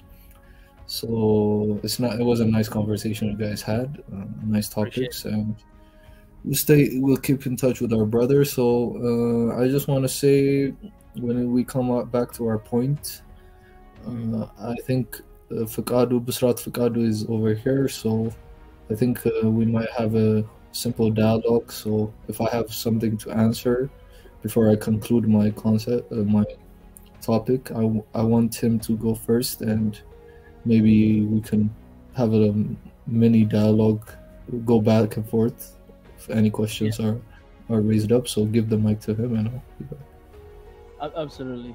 There's actually one thing that I want to respond here before I give a chance to Fikadu. So most of you guys, I realize most of you guys who are joining here, maybe you just found out about Swahili Nation, last week, or you just joined this week. But there's a lot of things that you do not know yet about here. and about what we've been doing for the past 3 to 4 years. So someone here, for example, Young Lion, he says, guys, money can drive you crazy. Be careful. So for instance, you guys, you know that, I don't know if you guys have seen that, you know, we have an office here. But one thing that you don't know, the background of the office, that office, the people here, they contributed to that office.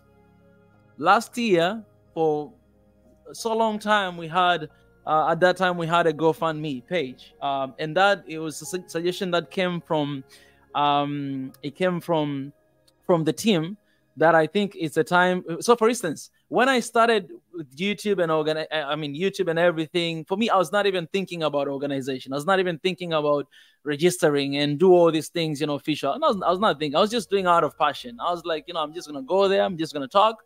I finish, I go. You know, but when the family grew and then we had to create a team, and within the team, I received suggestions from these great men and women in the team.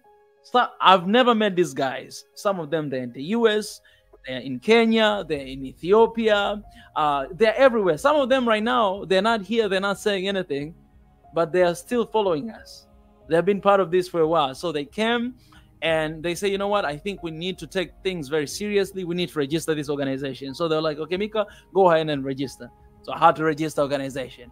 And we had all these plans that, okay, apart from that, we need to find an office, because if we are a registered organization, we need to make sure that we have an office. These guys, we had shows here every single day, Monday to another Monday. Mikias knows and other people knows. Every single day we had different hosts coming here, but everything that they did, it was just to promote these GoFundMe page to raise the money for the office. And to be honest, at the end of the day, the money that we raised in that office, I think it was like, close to 5,000 and something that we raised through GoFundMe. And people, they supported a lot. We have people here like, that they are always doing that. And most of people that they're giving, they're actually in the team. And some just other people from all over the world. That's why today we have an office. That office, it is there because of the contribution that people here that I don't know, and the family here and the team that organized, and we were able to, to get an office right now. And so right now we have a building, we have an office, we do our work from the office, right? And all those, like the first project, talking about the smart farm, we just came with an idea. The team came up with even more ideas about, doing this vanilla to generate income, to get. So for us, our job was just to find projects, those projects here on the, in the continent, to see where it is, and then to invest our money. So even myself, I invested in that project, and other people from the team, they came together, we invested, and we're doing that. And these guys, mind you, these guys, they have never met me face to face. I've never met them face to face. But I think we have been together for so long that there's that trust amongst ourselves, even though we never met before. We have our brother from South Africa, from the US, from Kenya. I've already mentioned, a lot of people from Ethiopia, like Mikias. But Mikias, I met him because I went to Ethiopia a couple of times when they were launching One Africa in Ethiopia. Because what we're doing here, we even launch what we're doing here. We launch One Africa in Ethiopia. I'll be able to show with you. I've been sharing with you guys the speech of the launch of One Africa. So everything that we do, it's official, because we already did launch in the capital city of Africa, Addis Ababa. And we have an office here in the country where I live, and this is where we say we're going to have headquarters, but also we're going to have these branches across the continent of Africa. Like we have Mikias in Ethiopia, we have, Mwenda Tez in Kenya, we have His Excellency Ezra in South Africa, and, other countries as well, as time goes by. So if you guys are joining right now, and maybe, it's okay to be skeptical, but, if you're going to be here for a long time, then you get to understand what we're all about and what we are trying to do. So everything you see is the support, is the collective work. I might be here a lot of times, in front of the screen, but this is not a single person effort. There's a team, behind the people that you see on WhatsApp group, sharing, commenting. The people here in the family who every single day will just send me a text to encourage me, and to bless me and to pray for me. Here in the family every single day. So it's a collective work. Something like this you can never do you as an individual. You know what I'm saying? Well, there's members here, there's Patreons here, some people sometimes give super chat here. All this is a collective work, and it's making everything possible. So this is an organization that is registered and it's legal where we are, and you're looking forward to do that in other parts of the continent. And we have a lot of plans.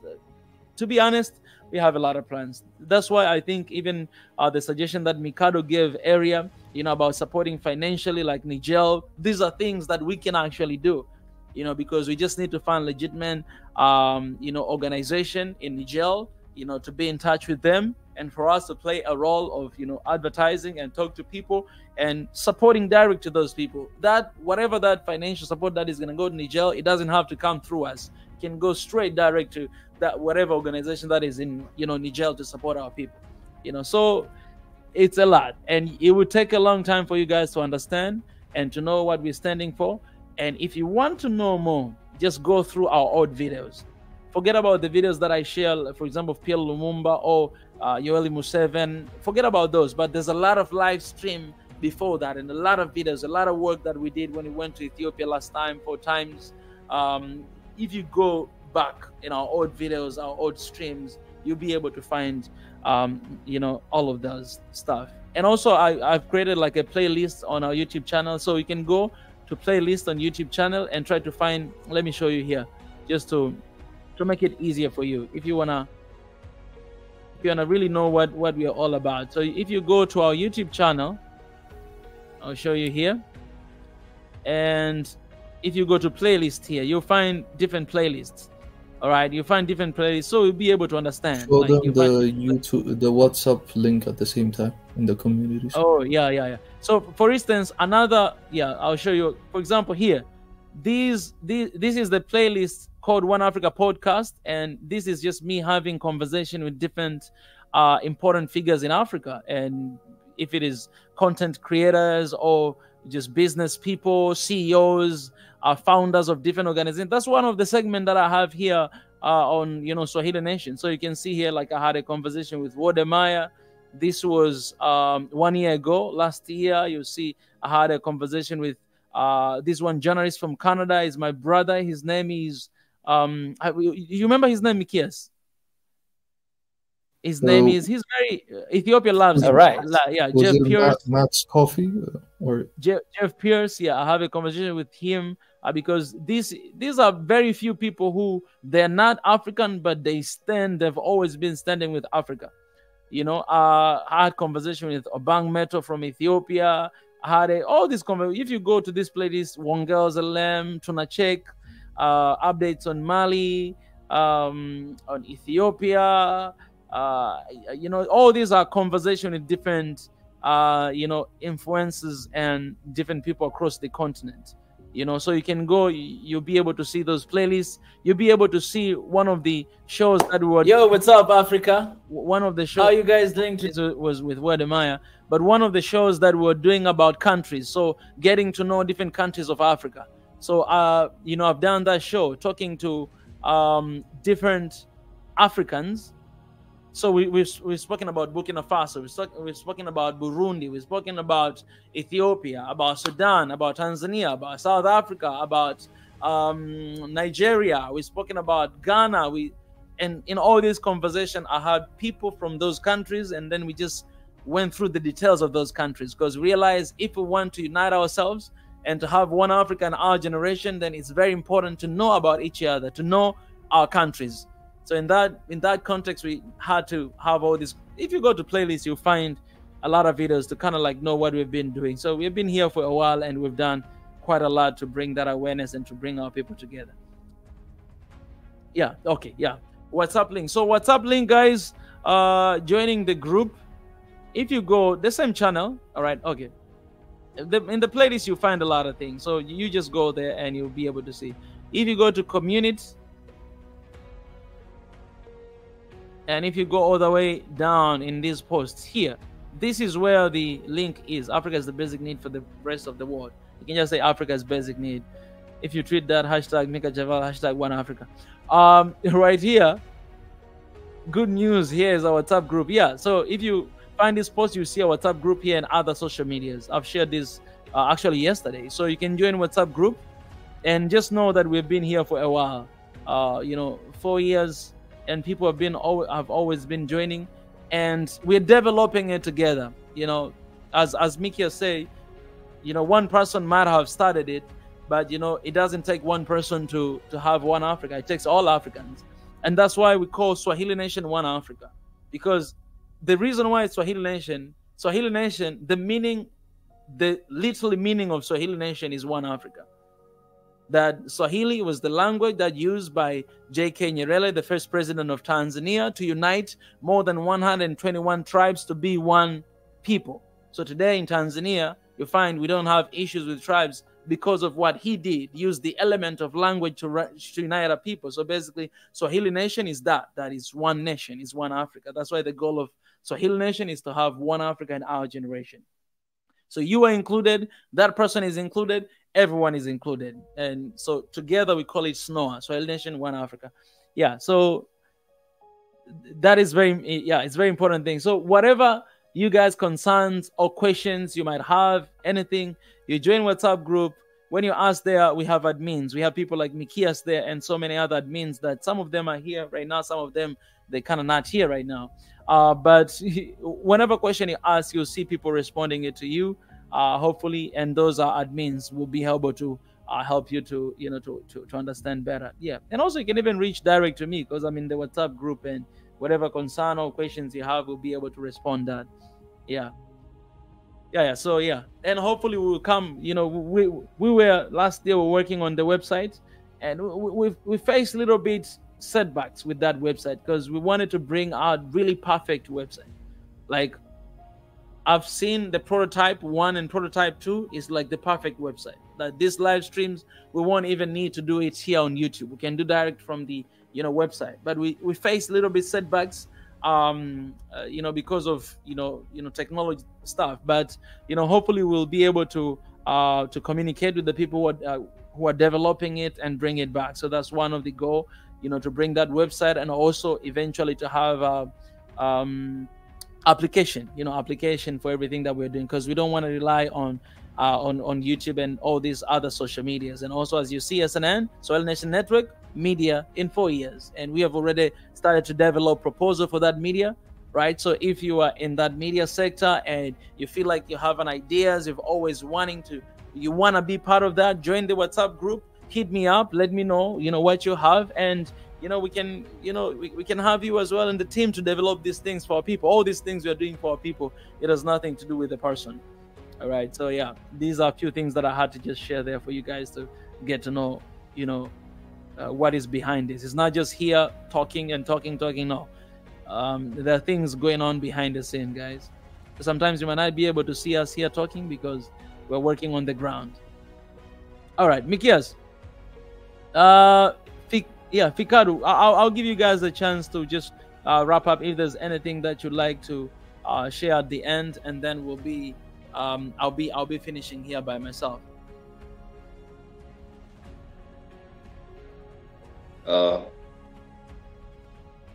Okay, let me wrap up by solutions, not the problem. The problem is already exists, so speaking about the problem is not changing things, what's happening here. So I think that I help in not in the politicians, but the young people in Africa. You know, my hope is aligned with the young people we have in Africa. So the first thing is we need some financial institutions which are supporting young entrepreneurs, young innovators in Africa. So we need such kind of bank or an institution which you know, give which borrow money for these young people who just funding projects which solve current African problems. So we need such kind of institution which it may be founded by the African diasporas, or like which is like it might be all shared by the African, even the African users. So we need such kind of institutions. The other thing is, like, I believe in narratives. So we need you know, media African media which promote the positive side of Africa. So we have to brand Africa. We have to brand Africa. So when we in a new way, so to do that we need one media. Even like we don't have one media for all Africans. We don't have that. So the Western use media as a nuclear weapon, but we don't have anyone like even like to distribute our propaganda even. So we need a media. Media have the power. So we need a media. Even we can just build. We can contribute something, and we can have. We all have one media which work for the positive, which promote the positive side of Africa. So we have to change the narrative about Africa. So now at this moment, a lot of people dying in USA in different ways, even in guns but we don't hear that. The media's only telling us about the positive side of USA. So that's why they attract the young people of Africa. Everyone's just want to live and settle in US because of that. So I think we need such things in addition to what our brothers mentioned. Thank you. Appreciate, my brother. Appreciate. Mikias, and then I'll go to Mikhail. Yeah, like Busrat Fakadu has raised a good idea. Yeah, we need our own media. As African, like the current geographic status shows, as different nations, we must start with our own nation, building a strong media, and using that media for local distribution, at the same time intercontinental distribution, and beyond that even to the major continental or global stage. So we need to reach that level to give out our own narrative. At the same time, we need to understand current situation as youths, because as we're talking right now on Swahili Nation, we're focused on the youth. So looking at the youth, we need to collect people from all of the sectors, from the economic sector, from the policy making sector, from every sector, from the journalism sector. So we need to build a strong community.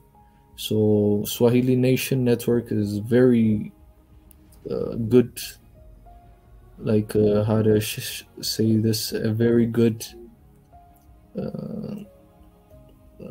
idol, should I say, or role model, a very good role model, because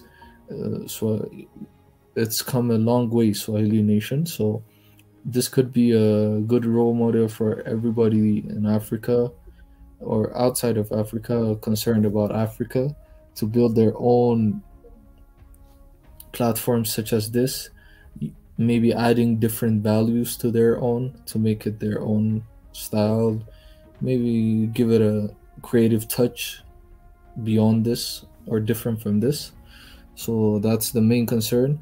Plus to that, we must understand things, and I don't know, it's hard to be honest at this point, because we've decided to solve African problems as Africans, but I think we're fearful of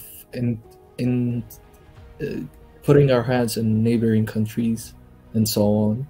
Like, I consider the Burkina Faso, Mali, and Niger integration as a major risk taken, because we as neighboring countries or African nations haven't took that risk of involving in neighboring countries or in other African countries at that scope.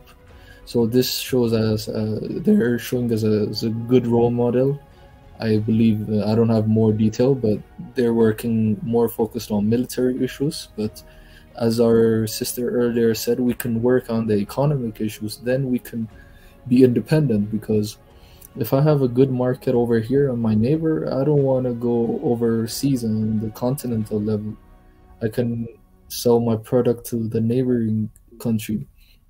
So we need to have that mindset, and providing services and products for services and goods for our neighbors over here. So that's a good opportunity. This shows that we can even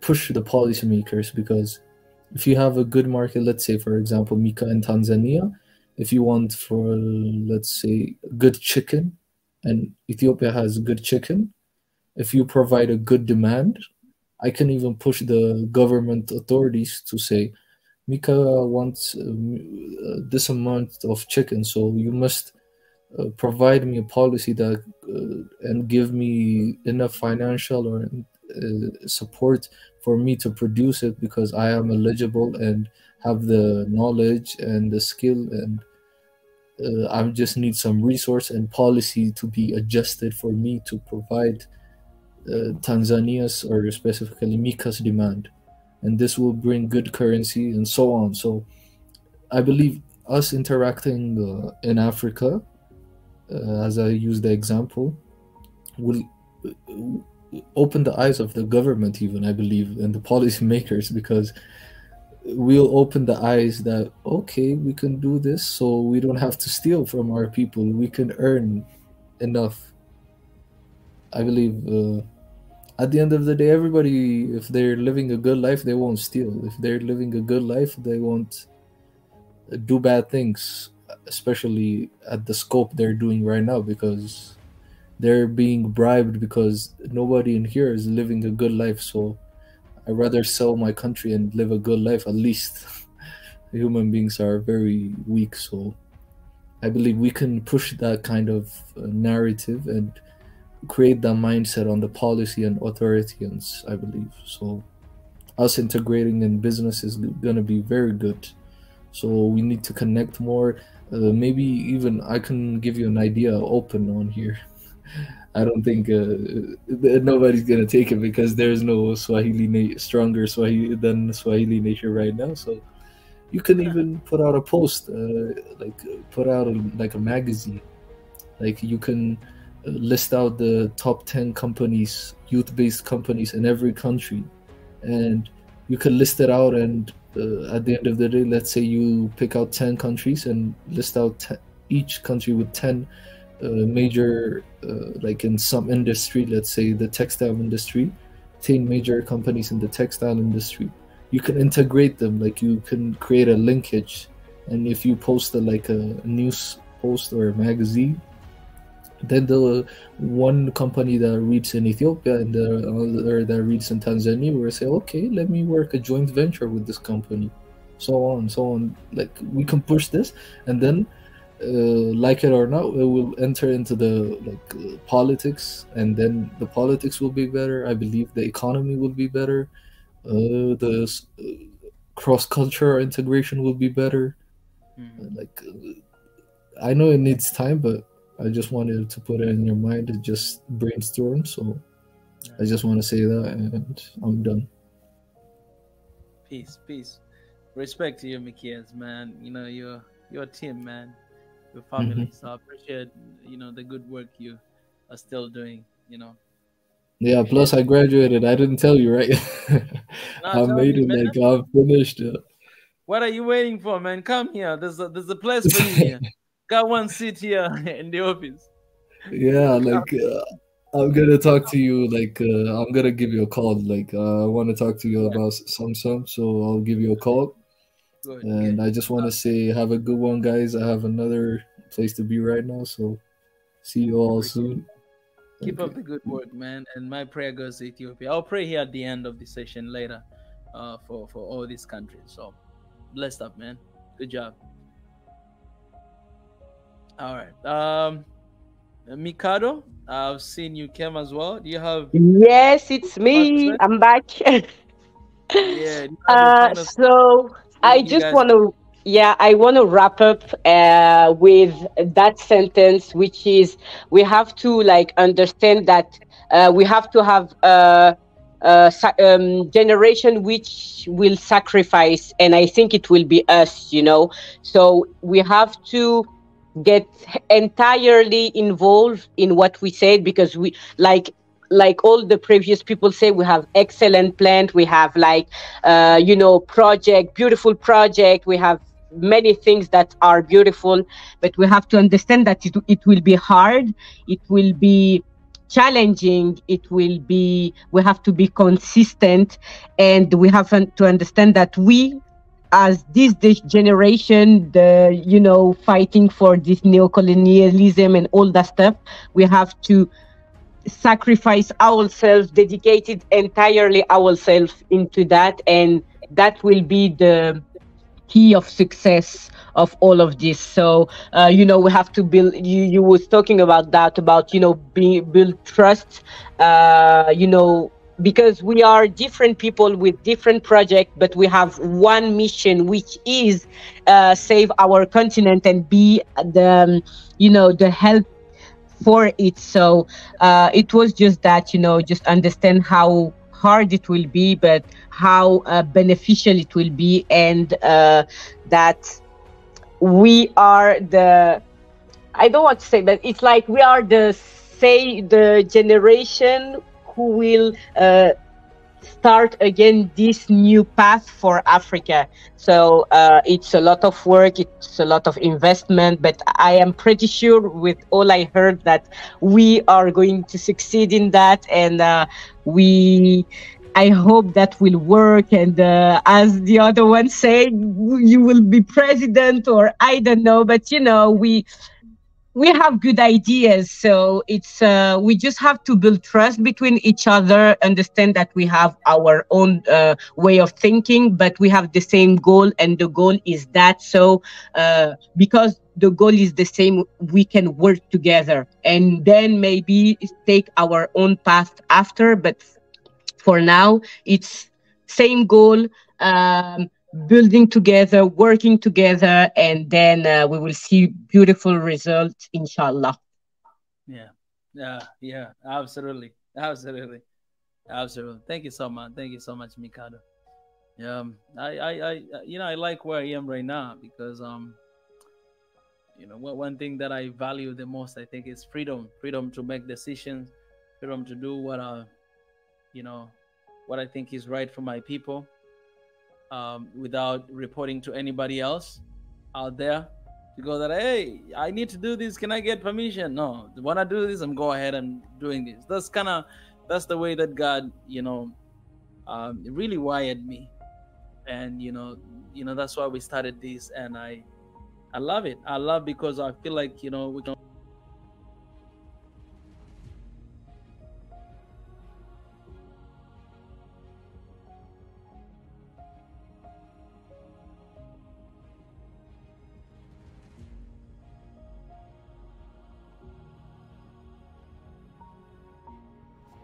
All right, you guys can hear me now. Yeah. So I feel like there's a lot of changes that can actually we can make right now.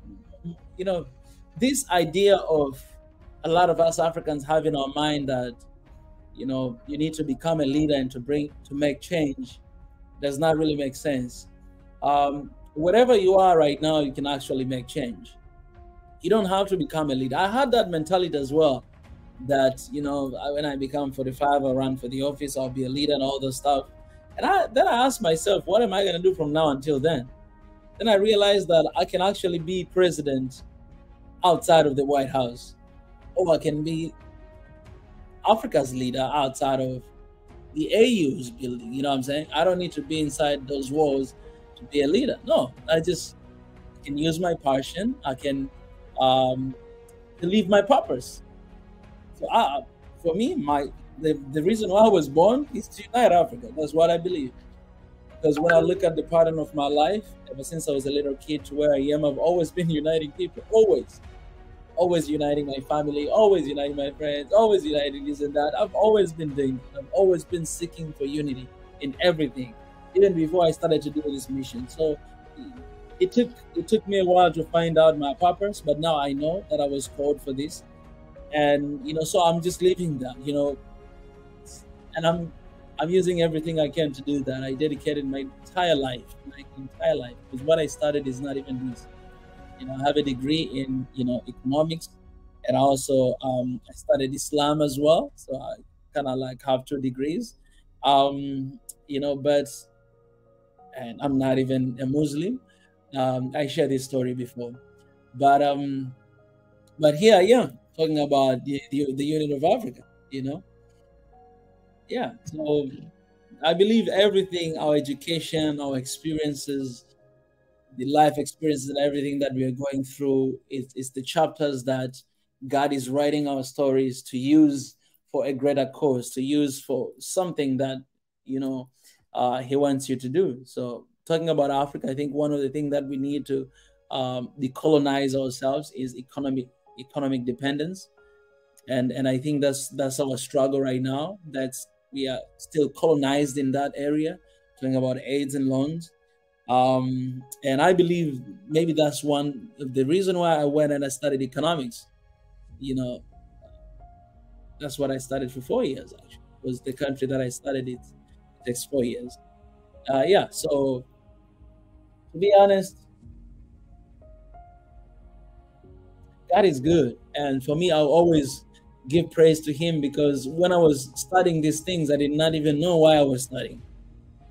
I studied because I was influenced to study, but also, I was like, our country is struggling economically. I need to find out why. So I'm going to study economics. That was one of the reasons. I need to understand economics. Maybe one day, I'll be able to change my country and change the economy of my country. And I went to study, but I did not know I'll be here standing talking about one Africa.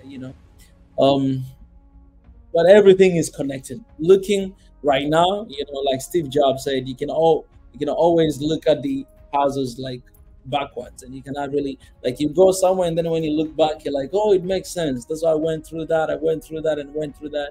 And that's what is happening with me. I believe that's what is happening with you. So we are all called to stand there for one another, and to stand for our people, to stand for our countries that are battling and struggling with everything that is happening.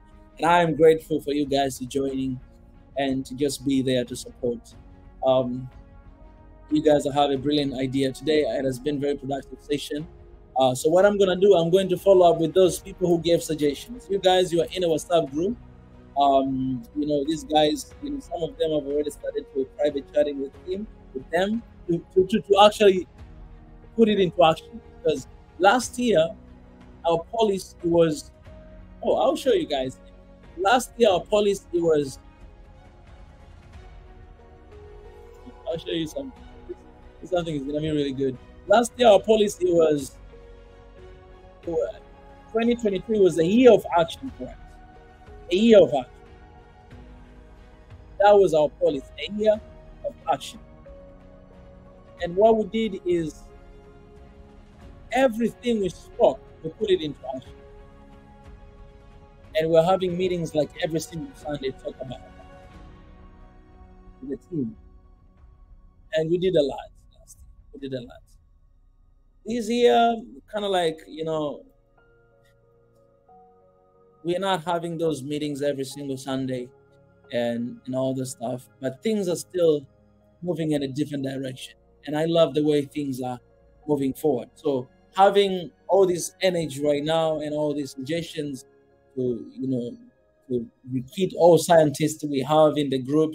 So, I'm going to text you guys very soon. We need to have all these scientists, African scientists, and start solving problems, solving issues, doing research. For example, last year, one thing that we did research to find out all the foreign museums that are holding Africa's heritages. So we did a research, and then we found all the museums, because we have an education sector. So this education sector, they had a job to do research to find out all these museums in the world that are holding Africa's heritage. We found them. And we wrote letters to them. And some of the museums even wrote the letters to them. For example, in the Netherlands, we send those letters to every single museum to them. We send it to them. that we need you guys to return our heritage. And the person who helped us in the Netherlands, she's actually Netherlands. She's not even African. She's part of our family here. So if you guys, you see, her name is Marie. This person has been with us for more than a year, and she has been nothing but yeah. Anyway, let me stop there. Anyway, so we sent to all of these museums. Of course, none of them answered us. But as soon as we also sent to United States, we brought to some other museum, African museum, I think in the United States, we brought it there. Couple weeks later, they returned some of the artifacts in Benin. And we're like, oh, this could be working. We also wrote a letter to all the colonizers. Yeah, that was the letter. We wrote a letter to the president of France. There's something happened last year in Burkina Faso, and our people were killed because Burkina Faso people, they were trying to stop French troops entering to Burkina Faso because they were suspecting that they're bringing weapons to France. So because of that, due to that, trouble and issues, they shot some of our people and they died. So we wrote a letter direct to Emmanuel Macron, the president of France. We tagged him on Twitter, Facebook, Instagram, everywhere, and it was public open letter. You guys can find it on my Twitter. It's somewhere there. You go to media, you'll be able to find it. Straight letter to him. And our request was for them to get out of Africa. Couple weeks later, they took all of their troops away from Mali because people of Mali were also standing. So at the same time, we're doing the same thing as well. So even, I'm pretty sure he knows this. He knows this, yeah, he knows this. Because, yeah, I don't know if I can say this, but anyways, some of our members, try to went there and not even succeed, to get the visa and everything. But anyways, I think we're blacklisted because it's very public. Our fight is not in the private, but in public. And also, we wrote a letter during the Russia and Ukraine war. We wrote a letter to all these international organizations that they were helping to remove our people from the Ukraine, because some of our people were still there and they were called to go to a war. So we wrote a letter to these international organizations and to other, airlines that you need to take our people away. And we were talking to African unions like, you need to take our African people away from the Ukraine. So we wrote a letter to all these international organizations that we need our people because our people have been abused, and we had a conversation with our people in the Ukraine at the same time. Couple days later, our people were returned back to the country. Right. So those are actions that we took last year. Writing open letters straight to them and demand something to happen, and they were done, and we saw results. So we praise God for that because we're playing our part. Right. So right now we have people who are joining and they have all these, great ideas. I told you guys that we have media and IT department and all this stuff, and a lot of vision that we cannot talk here publicly because we cannot tell your enemy your plans. But the more we get to know one another, the more we get to stick with one another, then you come to realize that it's nothing about YouTube here in Swahili Nation. This is just connecting with you all. But and we'll get there. The day I'm going to sleep, with my ancestors, we'll be already done our mission, and Africa will be one. Then I'll sleep in peace. You know what I'm saying? So, yeah. Until then, we ain't gonna rest.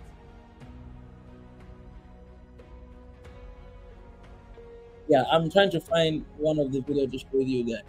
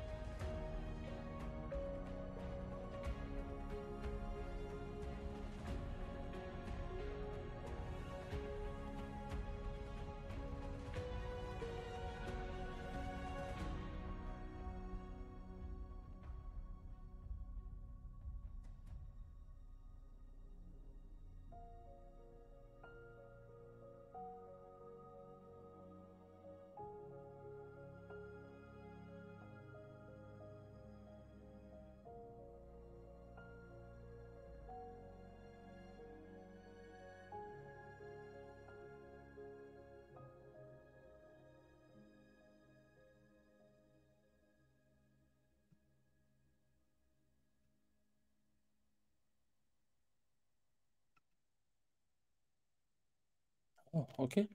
This is where I found it here. All right. This is one of the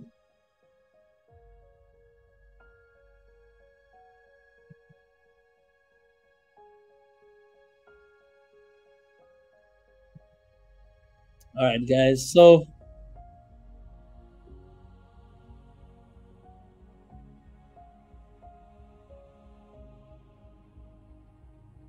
this is one of the times last year we did about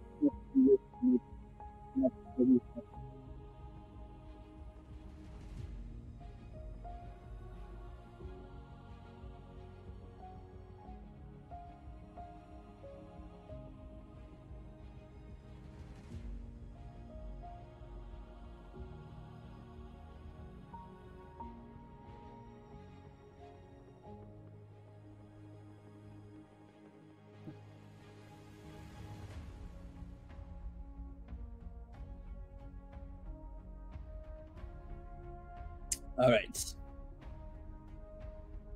I'll share with you guys this one of the event happened last year to kind of like know our hearts for Africa and for our countries as well. But before that, I'll just pray a little quick and I'll leave you guys with that video. It's gonna be a little bit long, but you guys will get to understand a little bit what we're standing for. Dear Heavenly Father, I thank you once again today for One Africa and for our people and for the countries that we have been interceding and talking about. At the end of the day, we're finding about solutions to everything, and without you, apart from you, we can't do anything. We need your guidance, wisdom, and strength, and hope to keep pursuing and push and move forward for all the forces that are out there spiritually and even physically as well. Give us wisdom, give us ability. And I know you have already given it to us, so we're stepping out and to bring about that change that you called us to.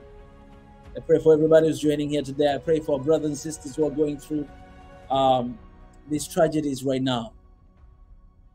I pray that they'll never feel alone because you'll be right there next to them, comforting them. And I pray that your presence will be so thick in this continent. We believe that the change for this continent is right here. The change is in the air. And we are tapping into that change. And we're receiving that change. And we're becoming that change. And thank you for choosing us to be part of that change. Some of our people are moving back to the continent, ready to fight, ready to die for this, for the motherland. Some of people are giving. Some of people, they're fighting right now, actually. But all because we care so much about our people. We Africans, we love one another. You know, media sometimes not doing a good job to show that, but we love one another. The love is real when I read the comments, when I talk to my fellow Africans that I've never even met them before, from different countries, different tribes, but I see nothing but love towards each other. So I just want to pray that that love will consume us. And Sudan, Senegal, Niger, Ethiopia, Somalia, Gambia, Kenya, Tanzania, Uganda, Burundi, Rwanda, Zambia, Mozambique, South Africa, Togo, Ghana, Nigeria, Guinea-Bissau, DR Congo, Congo Brazzaville, God, North Africa, West, South, Central, East, the entire continent, and our people in the diaspora. We just come together in solidarity with our people in our motherland. It's the time for change. Thank you for choosing us to be part of that change. Pray that none of us will give up. None of us will lose hope. None of us will get tired We will not get tired, because it's our job and responsibility to stand for this motherland. We're not weak. We're not losers. We're not poor. We have everything we need. And we have all the power on earth to do anything, to make anything possible. And Africa shall rise up again. And we're rising up right now. And we're standing up right now. We're taking our seats that have been seated by some other people for so long time.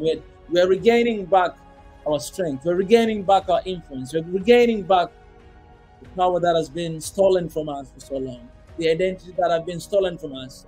We're getting back to who we are. Because we know who we are. And we're going to bring change. It's the time. Thank you because you're here with us. And I know it, because I know I would never be able to do this, but I know that your strength, you're giving me strength to step here again and again and again and to lead this. And thank you for connecting us across the world and to bring this family together from all religions, from all backgrounds, from all nationalities, from everything. Thank you for bringing us together and connecting us together. So continue to guide and lead us to take one step at a time to bring that change that we need to see for our generations and for our beautiful continent. I bless you. I glorify you. I thank you. I honor you for everything that you're doing, for everything that you've been doing. And we are now going to start to pray for this continent. We pray day and night. We'll strategize day and night. We'll act day and night. We'll do everything we gotta do on our own terms, in our own terms, as Africans. Because Africa is for Africans, for the Africans. And we do it. Us. On this beautiful continent of Alkebulan, one of the regional names. We pray for peace, for shalom. In your precious name, Christ, I pray. Amen.